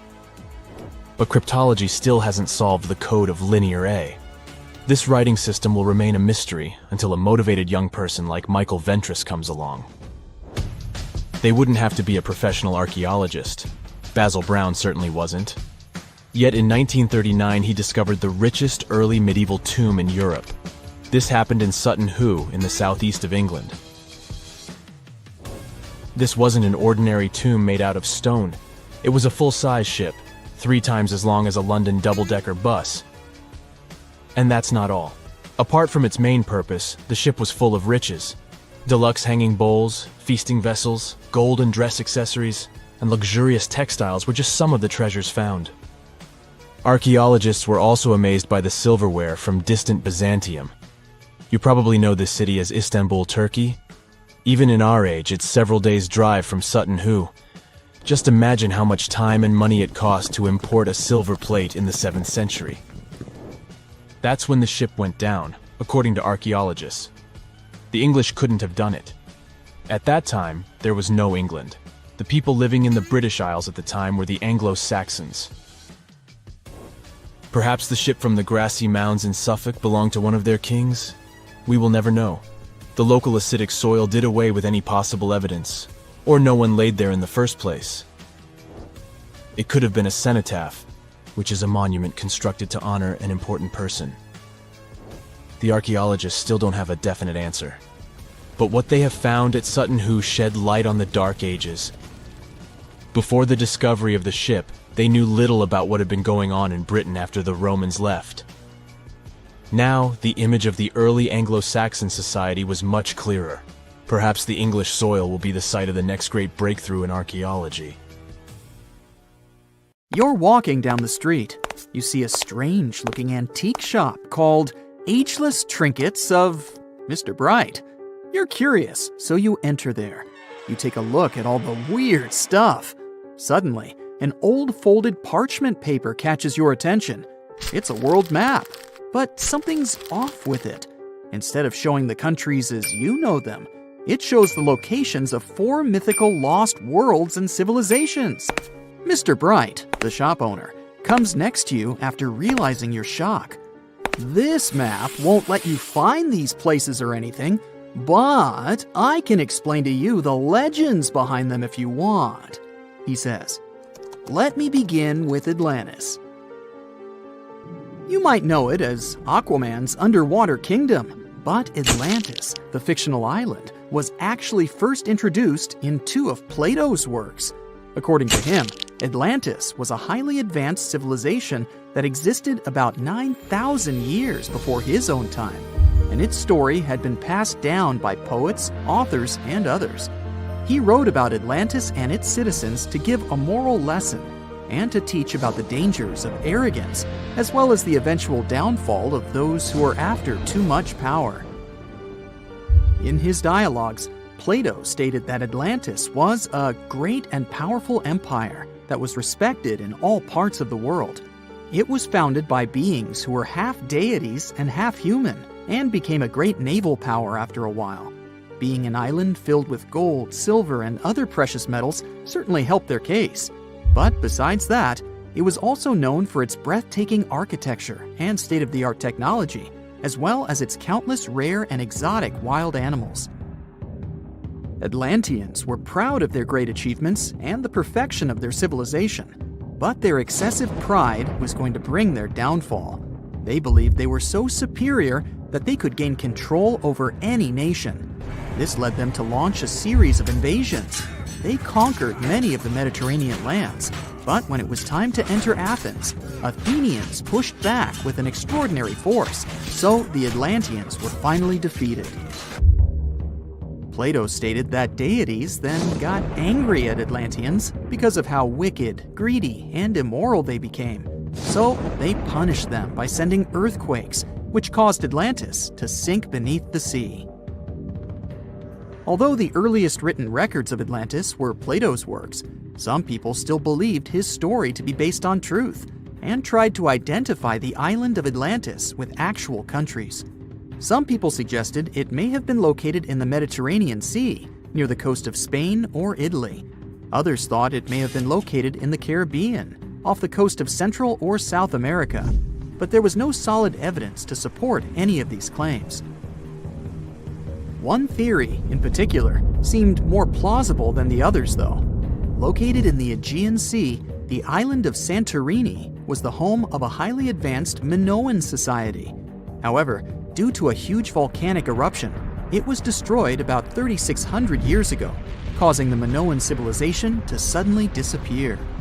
These similarities between the fictional Atlanteans and the historical Minoans made Santorini a good candidate for the speculations. Yet again, there were still major flaws with it, such as how the time when Plato said Atlantis was destroyed doesn't coincide with the time of Santorini's eruption. So Atlantis still continues to be regarded as nothing more than a popular legend in the scientific world. Now, let's move toward the northeast direction on the map, Mr. Bright says. According to Celtic Breton mythology, there once was a magnificent city called Ys, also known as Caris, that towered over Douarnenez Bay in France's Brittany region. It was the most wealthy city in the entire Atlantic. It was especially famous for its beautiful gardens and buildings, and its citizens were all living comfortably and happily there. Dahut, who was King Bradlon's daughter in Breton legends and literature, had a deep love for the sea. She begged her father to build a city at the edge of the sea, and that is how the city of Ys was established. Little did she know that she would be the one responsible for the destruction of her father's beloved gift.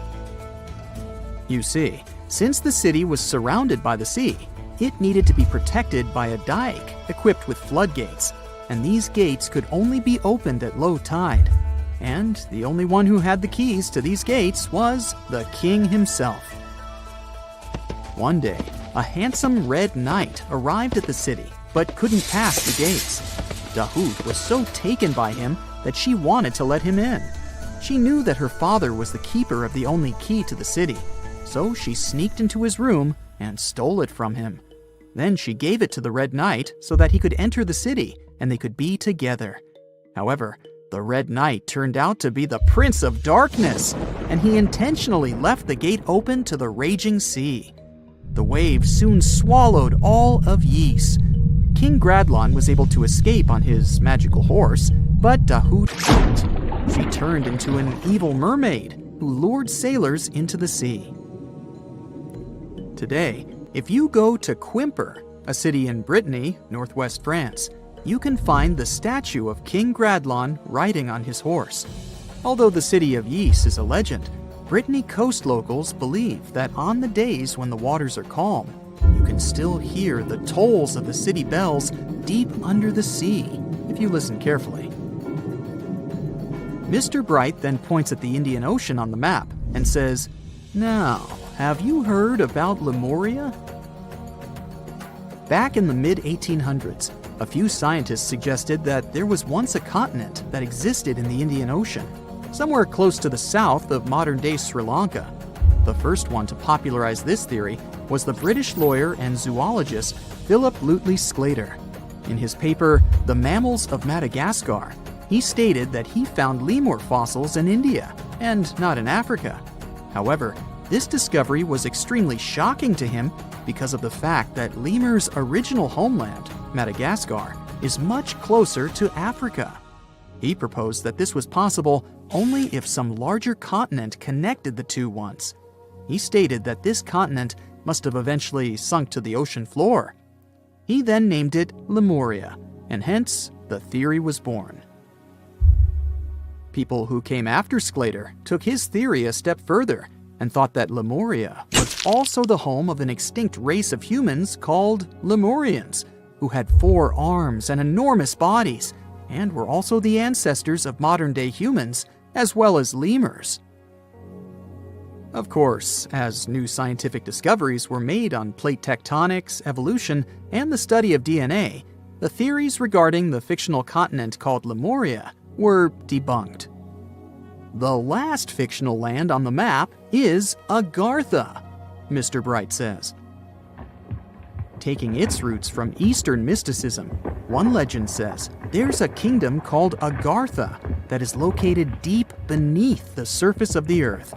It's where all 4 corners of the world are connected by paths and tunnels. It is said that there's a secret entrance into Agartha hidden in the Gobi Desert, and it's built by Agarthans themselves using advanced technology that can't be detected by us, the surface folks. According to some beliefs, Agartha exists to counterbalance the energies of those who live above the surface. While we live in a state of rush and heightened emotions, this world beneath us is the total opposite. Some even say that those who escaped Atlantis fled here to continue their lives inside the Earth's core. And yet, others think it's actually a land that's crawling with all kinds of monsters. But there's no need to be scared, since modern science proved Earth's core is not actually hollow and is a solid hot iron ball. So you can cancel your journey plans to the center of the Earth if you've made any. Thanks, Mr. Bright. Consider the Great Pyramids, one of the original 7 wonders of the world and the only one that still exists today. Did you know that the pyramids of Giza weren't the only pyramids out there? And they weren't even the first ones. First, there were the pretty good pyramids, but they didn't catch on. Nah, I made that up. Back to the story. In ancient Egypt, it was believed that kings were chosen by gods to serve on earth as their mediators. In the afterlife, they were expected to become gods themselves. The pyramid complex was built to make sure that the king had everything they might need in the afterlife. The complex included the pyramid, a palace, and temples. The tomb in the pyramid, where the king was buried, was filled with many things they might need, like furniture, food, and gold vessels. Actually, the first pyramid had been built 80 years before the first pyramid of Giza appeared. Overall, there were around 100 of them. Some weren't finished though, since the construction took a while and not every pharaoh lived long enough to see the end of the construction. And now let's talk about the construction itself. The biggest of the pyramids of Giza is as tall as a 40-story building. So how on earth did they manage to build a structure that massive 5,000 years ago, long before machines and other equipment appeared? Well, let's figure it out. So Pharaoh Khufu ascended the throne around 2575 BCE, and his architects started the construction of the oldest and biggest of the pyramids of Giza. He figured that over 2 million limestone blocks had to be used to build the pyramid, each weighing around 2.5 tons, around the weight of a rhino. The architect wanted to finish the construction in 20 years. To make it possible, a stone had to be carried and pushed into place every 4 minutes, 24 hours a day, 7 days a week, and 365 days a year, except leap year. So obviously, a lot of workers were needed to make it happen. Many believe that it was enslaved people who worked at the pyramid's construction site, but that's not true. Workers came from all over Egypt to contribute to the project. All in all, around 25,000 of them. The Egyptians were doing all kinds of work, starting with manual labor and crafting tools to administrative work. They all worked around 10 hours a day. They were housed and well fed, and they were overall living a more comfortable life than an average Egyptian could afford at that time. Supposedly, the builders lived in a nearby temporary city and were a highly organized community with a strong leader. The pyramids seemed to be designed to align with the points on a compass, and their sides symbolized the rays of the sun. But back at that time, there were no compasses. Ancient Egyptians figured out the directions themselves and with amazing precision. To align the pyramids, they used 2 constellations. The construction site was arranged on the west bank of the Nile River. This also had a symbolic meaning. Just like the sun sets in the west, life sets in the west as well. The second pyramid of Giza was for Khufu's son, Pharaoh Khafre. It's a bit smaller, but this one has the famous noseless statue of the Sphinx. Of course, originally it had a nose. I would tell you what happened to it, but it's still a mystery, and no one knows for sure. Sphinxes have the body of a lion and the head of a human. They were considered guardians of important areas. This famous Sphinx, also pronounced Sphinx, has the head of Pharaoh Khafre and is guarding his pyramid, facing the sunrise. The Sphinx is one of the biggest and oldest statues in the world. Originally, it not only had a nose, but was also painted. Scientists have discovered traces of the red color of its face. So, most likely, the Sphinx was painted red. There are also remains of yellow and blue color on its body. The statue definitely wasn't boring. Till around 1800, the Sphinx was buried up to its shoulders until an adventurer with a team of 160 men dug it out. But let's get back to the construction. The workers, of course, needed stone blocks. There were two main places where people could get these stones. One source was close to the construction site, but that fossil-lined yellow stone was only suitable for the pyramid's interior. The limestone blocks for the exterior were hauled from 8 miles away on 30-foot-long sleds. Apparently, it wasn't too hard to pull them. The sand mixed with the right amount of water was pretty slick, and 10 people could move a sled even with a rock weighing so much. Surprisingly, cutting off a block of limestone wasn't the biggest problem. When in the ground, it was soft and could be split relatively easy. But after getting exposed to the air, limestone hardens. So the most difficult part was to shape the blocks. That step was crucial because the smallest inaccuracies could lead to the whole pyramid collapsing. So, okay, those limestones were mined, carried on a sled, shaped, and then what? How could they be put into place? Well, this is still a mystery. Archaeologists have discovered the remains of a ramp system that dates back around the time the pyramids were being built. So historians have come to the consensus that, most likely, the Egyptians designed a unique ramp system to move and pull huge stone blocks. The most common opinion is that there were several ramps around the pyramid. There probably was a central ramp with 2 staircases on each side of it built over the pyramid stones. The ramp was growing as the pyramid was getting higher. People might have been walking up the stairs, pulling up stones on wooden sleds. But this is just one of the options. Other experts say that the ramps were around the pyramid, and some say that the ramps were inside the pyramid. Maybe we will never know for sure, and it'll forever remain a mystery. The exterior limestone of the pyramid was polished with sand and stone until it gleamed. On top, there was a gold and silver capstone, which glimmered over Egypt like a second sun. So, that's how it was 5,000 years ago. Now, about the interior. Surprisingly, there's not much inside the pyramid. Most of it is just solid stone with very little open space. But let's take a quick look inside. From the entrance, there are 2 stairways, one going down and the other going up. They take us to the chambers. There are 3 of them inside. Now, why is that? Apparently, throughout the whole construction, a burial chamber had to be prepared at all times, just in case a pharaoh kicked the bucket before the construction ended. So, separate chambers were built one after another as the construction progressed. The last of them was the main one. It's called the King's Chamber. It's the one where Khufu was resting. It's the biggest room at the very heart of the pyramid, and there's a big passageway leading to it. It was likely used as a kind of elevator to move granite up to build the interior. Granite was also used to make 5 stories of support beams to ensure that the pyramid didn't collapse. And we can see that it worked since it's been standing for centuries. Unfortunately, none of these chambers have hieroglyphs on the walls. If you want to see the writings, you should go to the decorated tombs near the pyramids. Those pieces of art are depiction of ancient Egypt's culture and daily life. The texts allow researchers to study their language and grammar. The treasures that once were in the pyramids have been taken by people. There are also many secret tunnels and passages inside the pyramids, but even today, no one knows the whole plan of the interior. Scientists have been sending little robots with cameras inside for many years, but there's still a lot we don't know about the pyramids. Now they're trying to use an X-ray to scan the pyramids from the outside without going inside. So yeah, ancient Egyptians did create a mystery no one has been able to crack for 5,000 years already.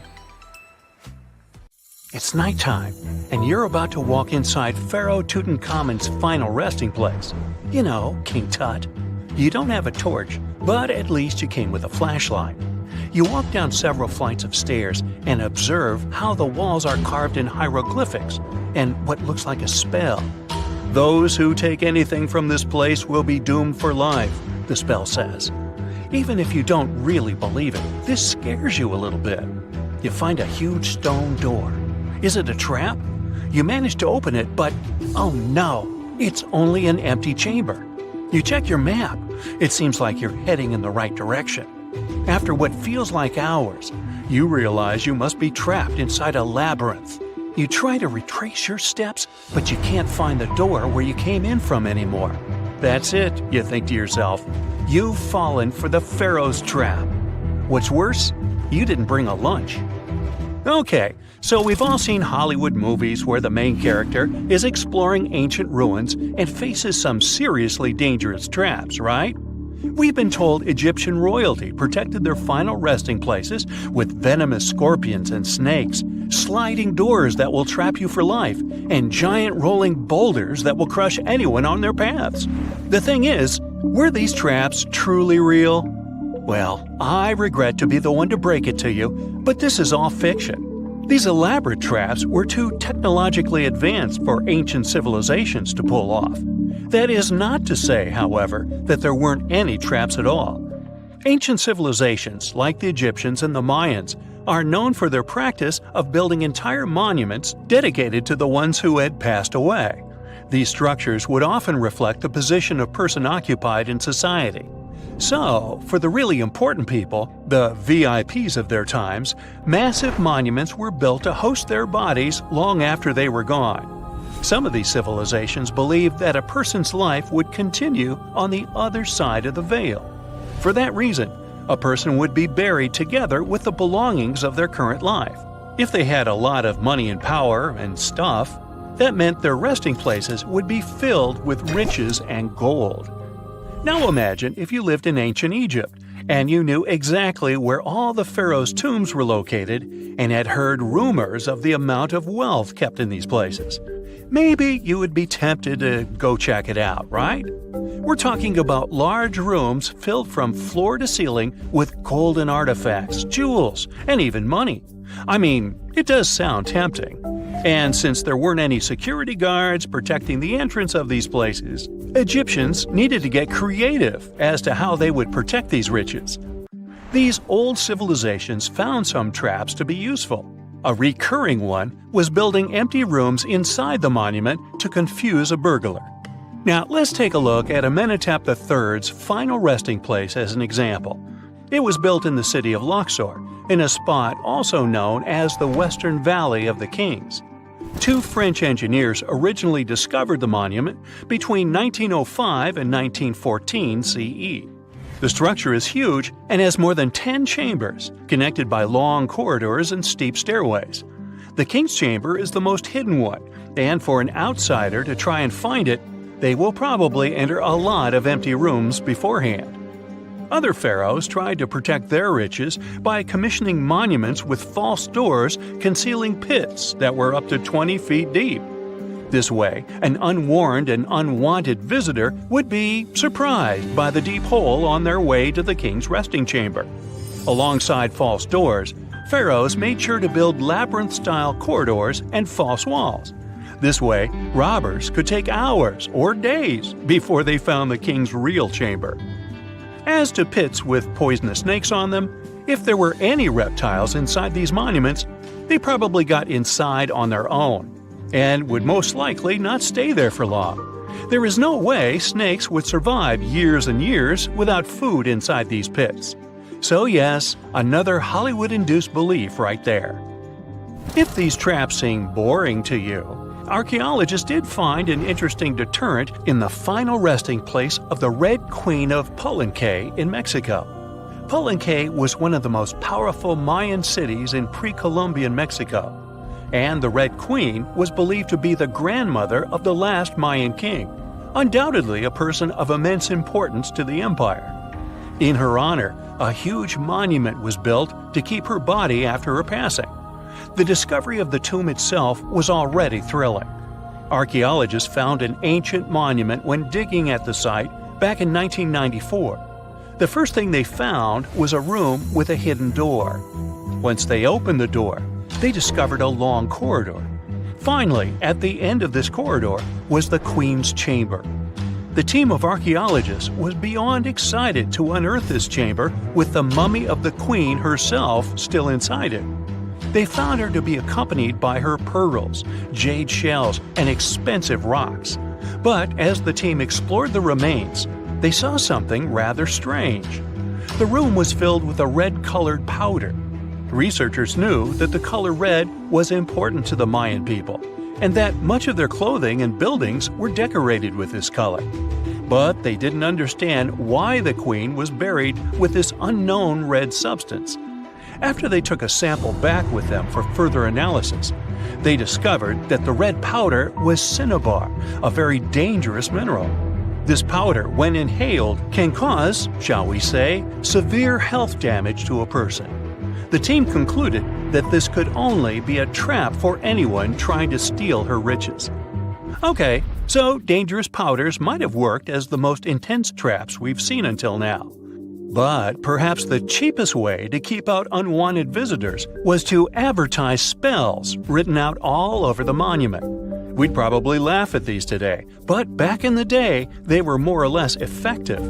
Spells usually said that the person who took anything from that place would meet a tragic fate.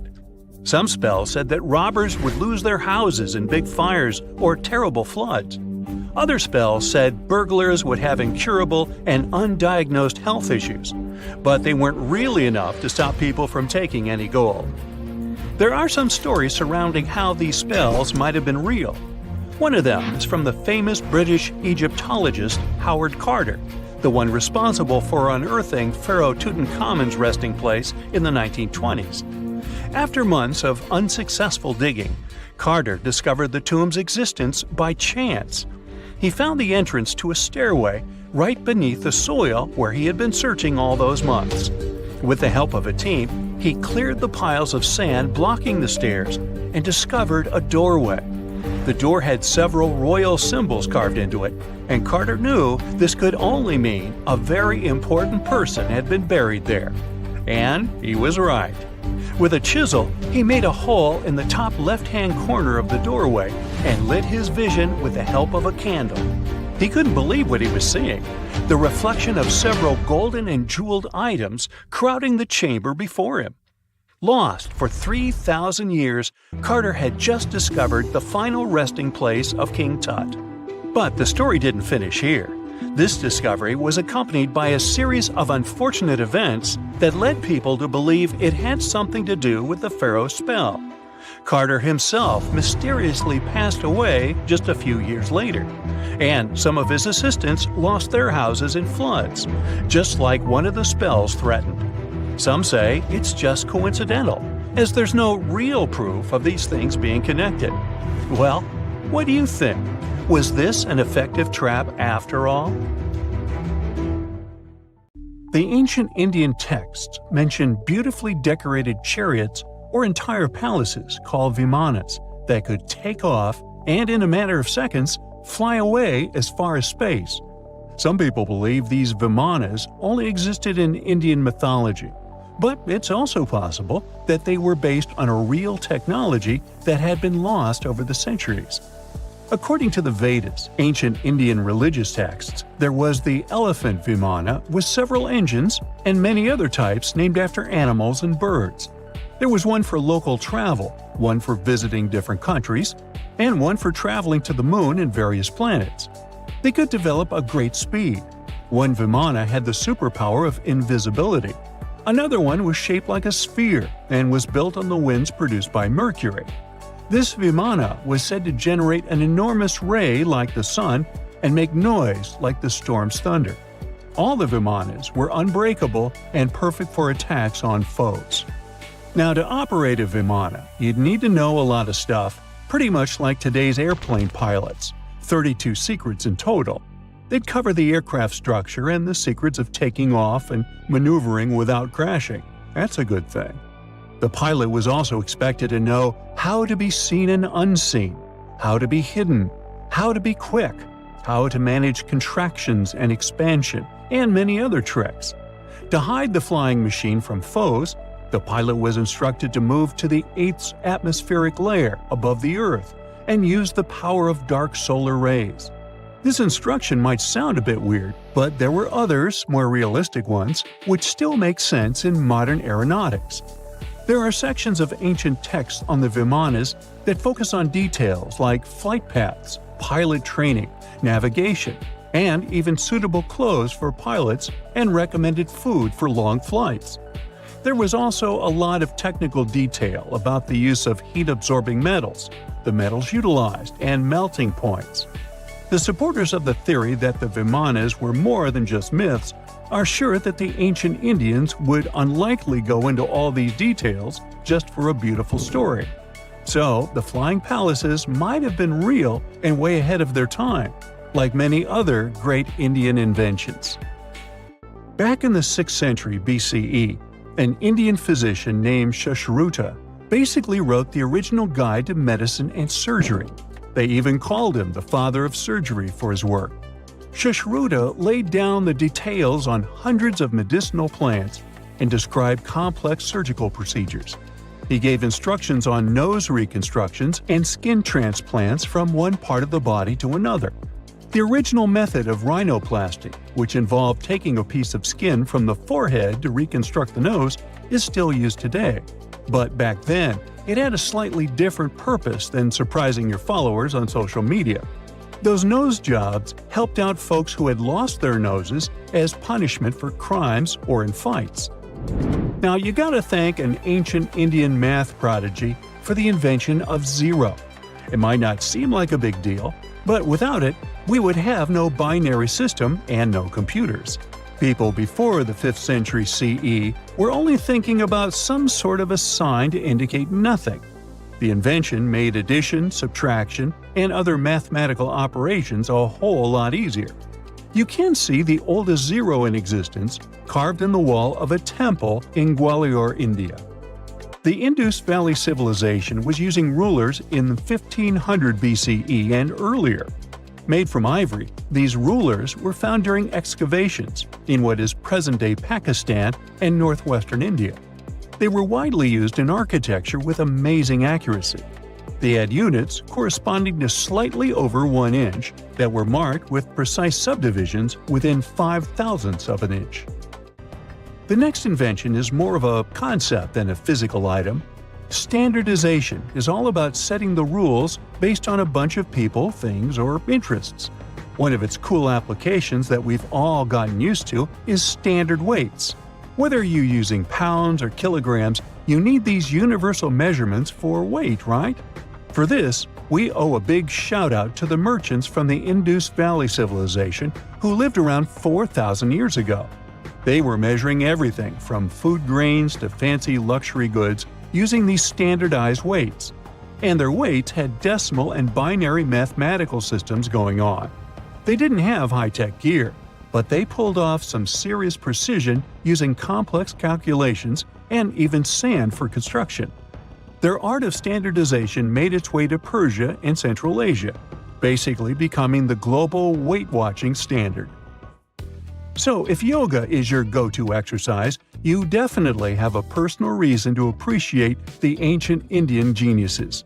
Over 5,000 years ago, during the rule of the Indus-Sarasvati civilization in northern India, yoga was first mentioned in the Vedas. Yoga was refined and shaped over the centuries until it grew into a massive teaching with over 200 sacred writings dedicated to this way of obtaining enlightenment. At the beginning of the current era, yoga got a new trajectory thanks to a Hindu writer who laid down a system of yoga in his text, the Yoga Sutras. It became a whole-body rejuvenation, a life-extending practice with poses that you are still doing on the mat today. Yoga has reached the Western world only in the 19th century, and it caught on like wildfire. Chess, the all-time top game for intellectuals, is also an Indian invention. Its ancestor was called Chaturanga, and it was a strategic board game that started gaining popularity around 3,000 years before the current era. This early Indian version of chess was played by 4 people, not 2, and had 64 squares. Each player had 8 pieces, ranging from pawns to kings, bishops to knights. And there was no standard 6-faced dice. They rolled with an oblong one. Players facing off were actually allies, forming 2 teams based on the direction they sat. Chess, that we know and love today, was first mentioned in ancient Indian literature in a legend. It said that the wife of a villain called Ravana had invented the game to amuse him. Now, the word shampoo comes from the Hindi word, which means to soothe or knead. The substance was invented in India in 1762 and was originally used for head massages, hence the name. The first shampoo was made of natural oils and herbs. British traders fell in love with the idea and brought it back with them to England. It took years for the original head massage oil to evolve into shampoo as we know it today, but it's still an Indian invention. Unlike the ancient Greeks, who wore animal skins, the Indians started cultivating cotton back in the 5th and 4th centuries before the current era. They used cotton threads to produce fabrics that soon became a huge hit in the Mediterranean and beyond. Jute and wool also have their origins in India. Cashmere, the finest and most exclusive type of wool, actually comes from the Kashmir region of India. Buttons that sit proudly on that cashmere cardigan of yours also have ancient Indian origins. Some 5,000 years ago, the Indus Valley civilization started cutting seashells into geometric shapes with tiny holes in them. First, they were just decorations, but then people started using them to fasten clothes. Now, when you think about radio communication pioneers, Marconi's name usually steals the spotlight. He got a Nobel Prize in Physics in 1909 for his groundbreaking radio work. But there's an unsung hero in the radio waves game, and his name is Sir Jagdish Chandra Bose. He spilled the beans on radio communication way back in 1895. He shot an electromagnetic wave across 75 feet at the town hall in Calcutta, and it went through walls, rang a bell, and even set off some gunpowder. Marconi took a page from Bose's book, using his invention, the Mercury Coherer, as a blueprint for his own two-way radio. Bose didn't patent his genius creation, so he only got his credit a century later. Most people know that pyramids were built as grand tombs for the pharaohs, designed to ensure they had a smooth journey to the afterlife. The Great Pyramid of Giza, for instance, was constructed for the pharaoh Khufu. But what most people don't know is that this whole pyramid building trend started right here with the step pyramid of Djoser about 4,700 years ago. This massive structure was built for Pharaoh Djoser, a ruler from Egypt's 3rd dynasty. It rises 7 layers high above the ground and stands about 200 feet tall. We think of it today as a phenomenal architectural project, but for ancient Egyptians, the step pyramid of Djoser turned out to be more like a massive experiment, a trial run, if you will, to perfect their building skills before they moved on to even more ambitious pyramids. Reaching new heights is super exciting, but the real mystery is what is going on below the ground.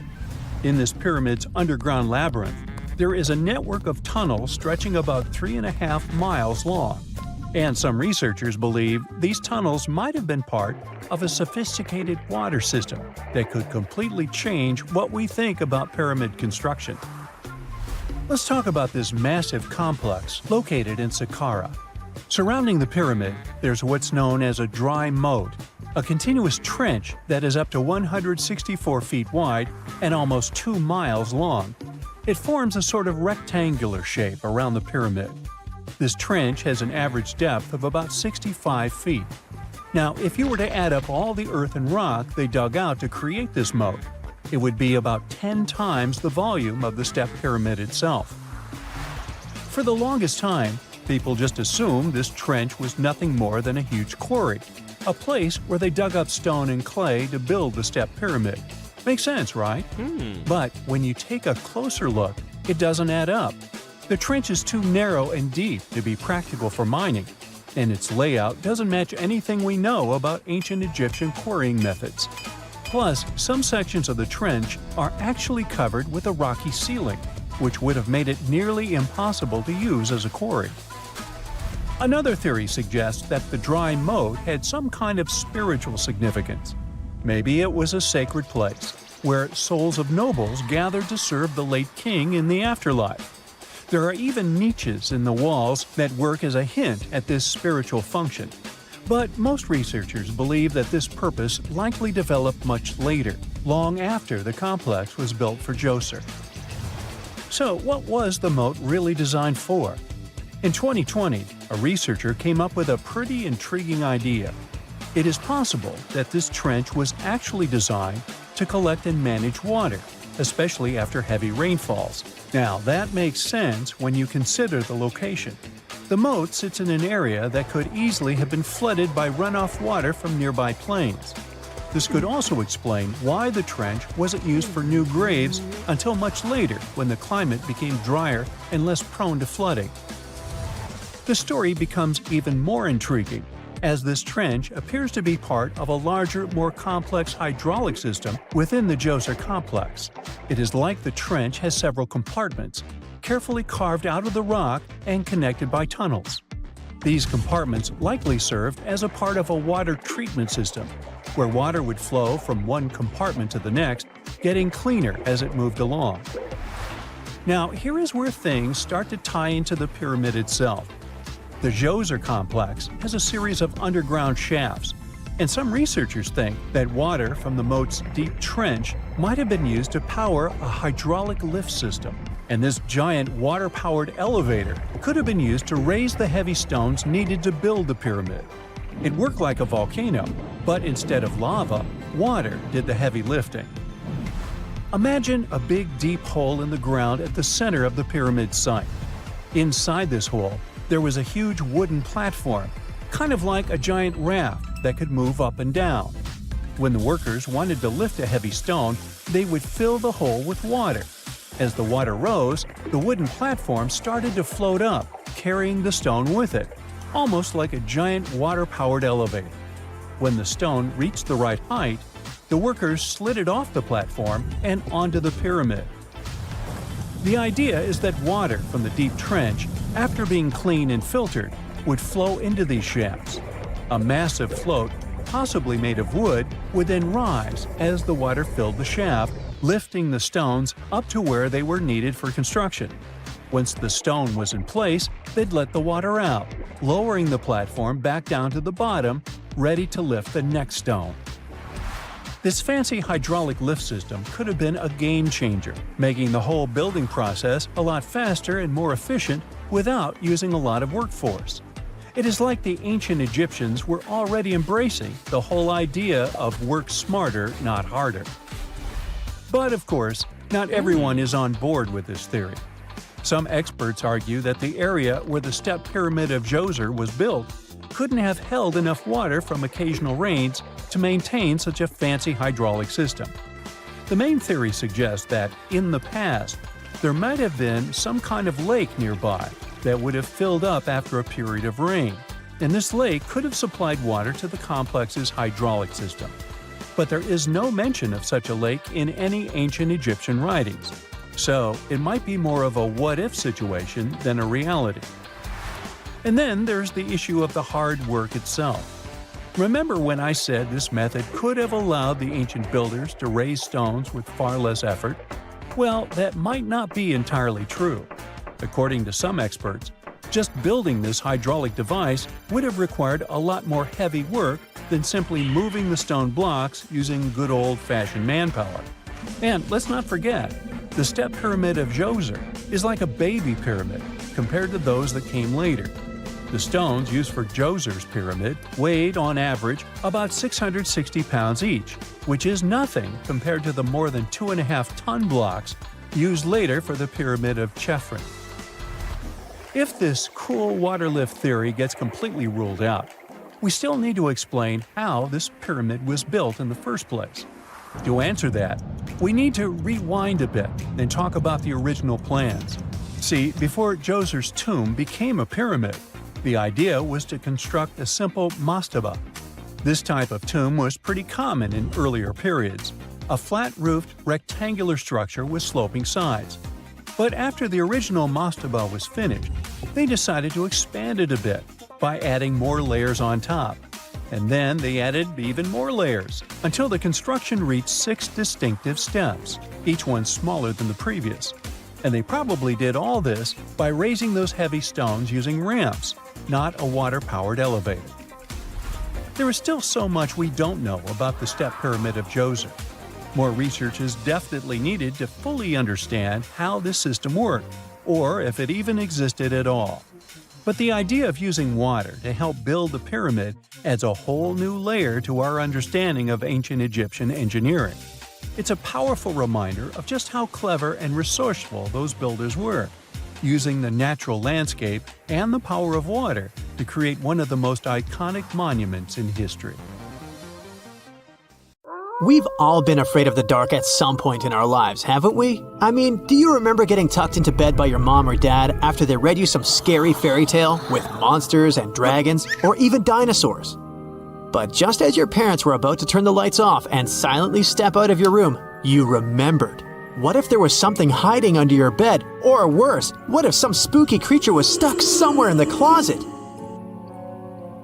You could probably get up and check, but it was too dark out there. Wouldn't it be great to have some source of light that would come from within your body? You could always use it whenever you get surrounded by darkness. Unfortunately, as humans, we aren't able to do that. But there are a bunch of creatures out there that can, in fact, light themselves up.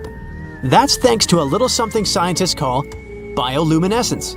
Animals and fish living in the ocean tend to have this talent more often than others. And you can find these creatures anywhere, close to the surface or deep down at the bottom. 2.5 miles deep if you have a knack for numbers. These creatures use their light for a lot of things, like communicating with other members of their species, luring in prey, and even scaring away enemies. Bioluminescence is basically an organism's ability to emit its own light. Chemistry has a lot to do with it. Such animals use 2 chemicals, one called luciferin and the other called luciferase. Add a bit of oxygen and bam! Light! Should you ever wonder if you actually observe bioluminescence or if someone just dropped a glow stick in the ocean, be on the lookout for neon blue, green, or even red sparkles in the sea. They're usually spread over a large area. This can even make the water look like glitter or a starry sky. You can thank squid, tiny crustaceans, and algae for this romantic atmosphere.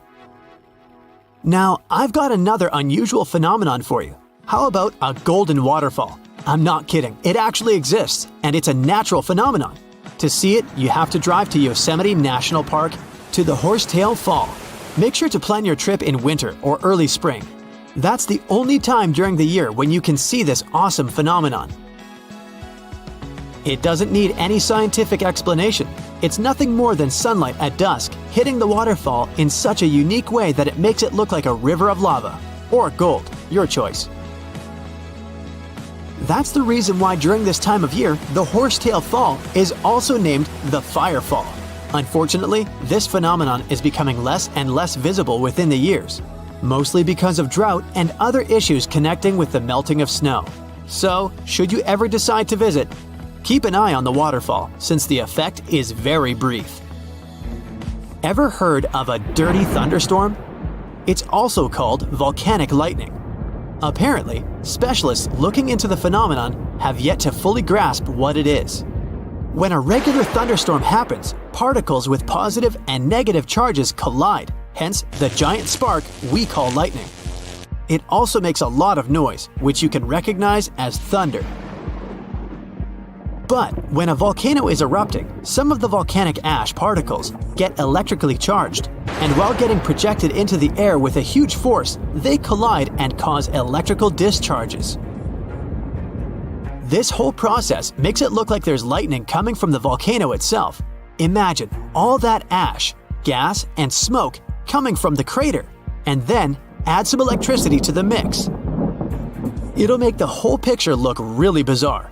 No wonder this phenomenon is called the dirty thunderstorm. Now, how about clouds that look like waves? Those are called asperitas clouds, and they're actually quite close to the ground, unlike your regular day-to-day clouds. The name comes from the word aspero, which in Latin translates to rough or uneven. On rare occasion, you may spot such clouds when the weather is calm, but they're mostly associated with thunderstorms. These clouds appear during unstable atmospheric conditions, and surprisingly, they don't produce rain. Even though they do resemble dark storm-like clouds, they also create random patterns, tricking your eyes into thinking you're looking at the surface of the sea from under the water. Another impressive kind of cloud is called mammatus clouds. What makes them so special is a series of bulges emerging from the base of each cloud. One such cloud enters a level in the atmosphere where the wind direction changes. You can see these wave-like patterns in the sky. Australia is the place for you if you like surfing, but not all the waves you can catch there are made of water. Near a town called Hayden, there's a mysterious wave made out of rocks. This granite formation supposedly dates back to 2.63 billion years ago. That's way before dinosaurs started hanging around the planet. Standing at 49 feet high and 360 feet long, the wave was formed as a result of two processes: weathering and erosion. There's softer sediment at the base of the wave rock, which was chemically weathered by groundwater. Winds and rain did the rest of the job, causing the erosion of the rest of the formation. Its red, yellow, and gray stripes are made of iron hydroxide, carbonates, and other chemical compounds that were washed down by the rain. You've made it to Australia, so stick around a bit more. There's one more location here that seems unreal. You'll need to fly over this one, however, if you want the best picture. In the western part of the country, surrounded by green woodlands, there's a series of lakes. They're all a staggering shade of bright pink. Out of them all, the most famous is Lake Hillier, a 2,000-foot-long reservoir. It's surrounded by both sand and a forest of eucalyptus trees. This makes the cartoon-like hue of the lake stand out even more. One of the many theories explaining the color of these mysterious lakes is connected with algae. These algae appear to gather high levels of a substance called beta-carotene, which has a red-orange pigment in it. Another explanation involves haloarchaea. Those are microorganisms that sometimes look red. Even if you don't enjoy flying, the lakes are great for taking a swim. They're not toxic, even though they have loads of salt in them. This means you'll be able to stay afloat easily, and the water won't damage your swimsuit. During winter up north in Canada, a bizarre phenomenon happens at Lake Abraham in Alberta. Underneath the frozen surface, you can spot some weird objects that look like frozen jellyfish. It's definitely not the case, as these creepy formations are just frozen methane bubbles. Those are pockets of gas that were trapped underwater and got stuck there after the lake had frozen. They appear when leaves and grass fall into the water and bacteria digest them. This process transforms them into methane. This phenomenon is as beautiful and strange as it is dangerous. The pockets of methane can easily become highly flammable. When the temperatures rise during the spring, the ice melts and these bubbles start popping and fizzing. It's a spectacular sight to observe. Picture a lake filled with soda. Remember not to bring any source of fire. It can be very dangerous for visitors. You can check out these types of lakes all across Canada's Banff National Park. Nature often tends to make its own music. Just listen to the sound of crickets at night, or the soothing noise of a waterfall. But in Bucks County, Pennsylvania, there's a strange geological phenomenon which takes nature soundtracks to a completely different level. These are called the ringing rocks, and scientists still can't explain their unusual behavior. If you strike these rocks with a heavy object, like a hammer or another rock, the stones will make a ringing sound, as if they were hollow, but they're not. What makes the ringing rocks even more bizarre, apart from the mysterious sound they make, is that no animal wants to hang around there. Even though the rocks are surrounded by a thick forest, scientists haven't managed to trace any animal activity in the area yet. Even more striking is the fact that despite all the trees around the rocks, you won't find any leaves lying on the boulders. What makes these rocks so unappealing for both animals and vegetation is still up for debate. If there's a question that still baffles archaeologists to this day, it's this one. How did the ancient Egyptians build those magnificent pyramids? As far as we know today, their resources were quite limited, especially in terms of tools and building materials. We still don't have a fully satisfying answer, but hey, we've got some pretty amazing theories worth considering. The leading contender among these theories involves the clever Egyptians employing a sneaky strategy. Now picture this. They constructed a slanted and curving mound made of bricks, earth, and sand encircling the pyramid to be. As the pyramid grew taller and taller, they simply increased the height and length of this wacky structure. It's like they were playing an ancient game of Jenga. Now, how did they get those massive stone blocks up there? Well, according to the legendary ancient Greek historian Herodotus, they used sleds, rollers, and levers. It sounds like they turned construction into a supersized game of tug-of-war. And guess what? Herodotus also claimed that the Great Pyramid, the one from Giza, the granddaddy of them all, took a whopping 20 years to build. There's more. Herodotus also dropped a mind-boggling number on us. 100,000 men were supposedly involved in this pyramid extravaganza.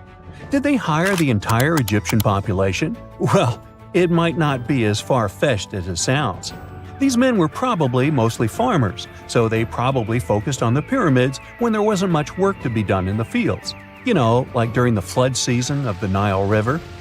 Obviously, specialists in the archaeological community had something to add to this theory. By the late 20th century, they discovered some evidence that suggests the workforce might have been smaller and more permanent than previously thought. Instead of a massive army of 100,000 pyramid builders, they proposed that a modest crew of around 20,000 workers, accompanied by support personnel like bakers, physicians, and even spiritual leaders, could have gotten the job done. There was also this theory that claimed that the pyramids were actually built from the top downward. It suggested that these colossal structures were nothing more than isolated hills used as quarries. The stones were supposedly drawn from these hills, and over time, competing engineers took charge and transformed them into the iconic pyramids we know today. Now, before you dismiss this theory as a wild fantasy, some folks thought it wasn't completely crazy. After all, there are instances where isolated hills exist, so maybe this theory had a tiny glimmer of truth. Whether it involved ramp building or ingenious work schedules, one thing is clear. Those pyramids have definitely left their mark on history and on our imaginations. Now, speaking of ancient Egyptian mysteries, there's this gigantic unfinished obelisk sitting in ancient Egypt, and scientists are trying to figure out how it was shaped. Now, some people suggest that our industrious ancestors used handheld pounders to get the job done. One expert has a different take on the matter, though. He argues that if we take a closer look at the pattern left behind by the shaping tool, we'll notice something peculiar. The walls of the trenches surrounding the obelisk display a neat and even pattern, which is pretty unlikely if they were pounded away by mere mortal hands. According to this expert, those horizontal striations are usually the result of a tool that takes breaks while removing material, leaving its mark on the surface. But wait, there's more. Imagine the tool being rocked back and forth against the trench walls, clearing away the waste to keep the trench from narrowing. Well, in that case, the tool might have left some funky horizontal striations where it was pressed against the sidewall.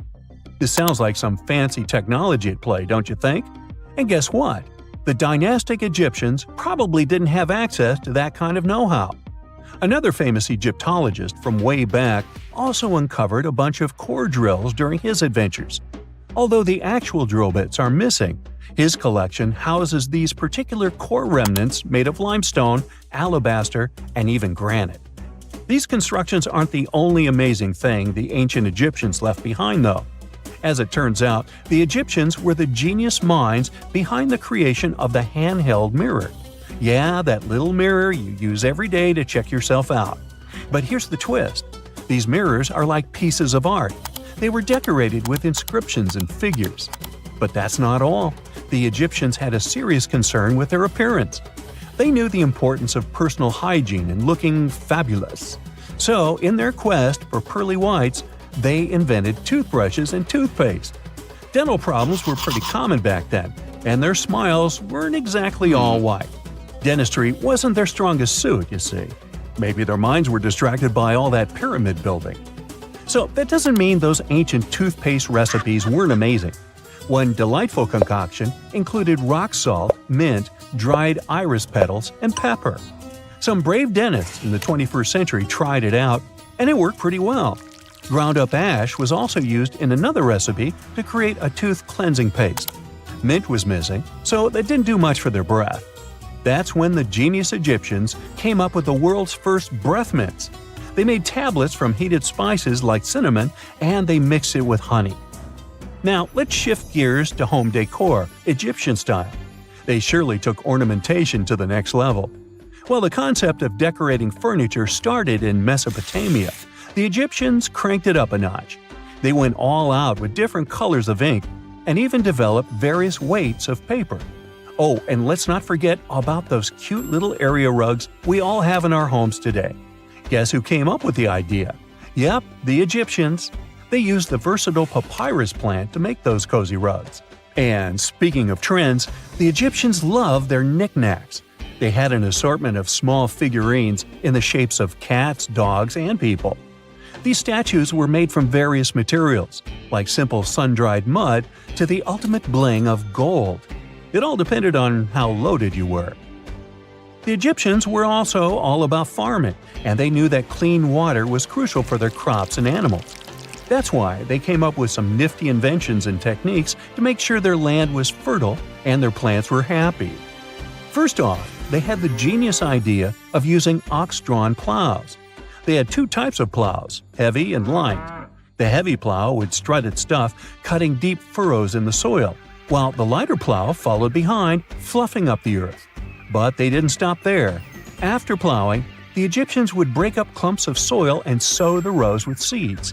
To give those seeds a good old squish into the furrows, they'd march their livestock across the field, effectively closing up the furrows. But hey, all that hard work would be pointless if their seeds were as dry as the Sahara. That's where irrigation comes into play. The Egyptians were so good at it that other cultures, like the Greeks and Romans, couldn't help but copy their techniques. Now let's switch gears and talk about the marvelous architecture of ancient Egypt. These folks weren't just skilled farmers, they were also architectural maestros. They built these fancy canals to carry water to farms and villages, and boy, did they know how to make those canals look pretty. Just imagine strolling along a canal lined with ornate structures. The pharaoh Ramesses the Great was quite the overachiever when it came to construction. One of his mind-blowing creations was the construction located at Abu Simbel. This building was designed so that twice a year, the sun would shine directly into it and illuminate the statues of Ramesses. And let's not forget about the corbelled arch. Without this architectural gem, we'd be missing out on some mind-boggling structures like the Great Pyramid. The Egyptians knew how to make things stand tall and proud, thanks to their engineering and construction wizardry. They built grand halls and inner sanctums that make your jaw drop, and some of these temples doubled as astronomical observatories. A piece of whale rib has recently been found in a North Carolina mine. Not a big deal, some might think. Hey, why can't a whale be a miner, right?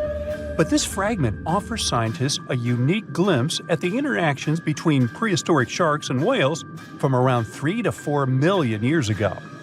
The thing is, 3 tooth marks embellish the rib. That means that the whale was once badly bitten by an animal with a super powerful jaw. Judging by the spacing between the tooth marks, and it reaches almost 2.5 inches, this animal could be a megatoothed shark. I'm talking about the megalodon. Or it could be a different shark species which was around at that time. The curvature of the shark's jaw shows that the animal was relatively small, between 13 and 20 feet long. Yeah, small. As for the whale, it seems to be the ancestor of a great blue or humpback whale. Researchers are amazed. You don't usually expect to find evidence of animal interaction and behavior preserved in the fossil record. After examining the sample carefully, they concluded that the shark must have gone away with a mouthful, but the whale had survived because most of the fossil fragment is covered with what is known as woven bone. It quickly forms in response to localized infection. Such bone isn't particularly strong, and later the body remodels it into compact bone tissue. But it takes time. The presence of this bone means that the healing was incomplete and the whale passed away 2 to 6 weeks after the unfortunate encounter. On the other hand, its demise could have been unrelated to the infection and injury. Only a handful of fossils show such kinds of interactions between ancient animals. You can often find bite marks on fossils indicating where the animal passed away and its carcass was scavenged. But this fossil is one of a few examples that not only show a wound inflicted by another animal, but also demonstrate that the prey survived. All fossils are exciting for paleontologists. Yes, they need to get out more. But some might look terrifying to regular people. For example, look at this picture of tentacle arms and octagonal-shaped heads. When it first appeared in mass media, internet users claimed that it was some ancient organism that had come from space. Others thought the story was fake.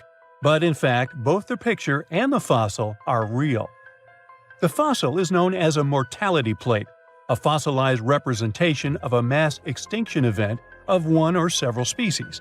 The fossil actually contains more than a dozen specimens of a type of marine organism called a crinoid. Despite their looks, crinoids were not plants but marine animals.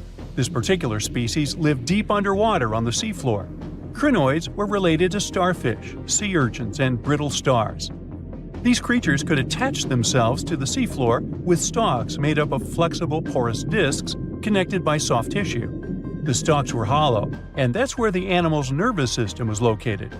Crinoids absorbed oxygen through thin-walled tube feet. The creatures usually reached the length of more than 8 inches and had 5 arms lined with leathery-looking tentacle-like structures. They fed on plankton and sloughed off organic material. Now, even though these fossil finds seem to be super exciting, few creatures in the fossil record confuse scientists as much as the Tully monster. This curious sea creature sported a toothy, trunk-like snout and eyes splayed out on a rigid rod. But the most bizarre thing? It has been impossible to classify. Researchers have been considering a variety of organisms, for example, segmented worms, swimming slugs, and primitive eel-like creatures, since the monster was discovered in 1966. Recently, they have even tried to connect it to some species of jawless fish with a backbone-like structure. A team of scientists from Japan has used high-resolution laser scanners to examine the anatomy of Tully monster fossils in 3D. They concluded that the enigmatic fossil might be an invertebrate after all, and still, the true identity of the creature remains elusive. In the 1950s, amateur fossil hunter Francis Tully found a ghostly imprint of a torpedo-shaped organism with a huge tail fin in the Mizon Creek fossil beds in Illinois.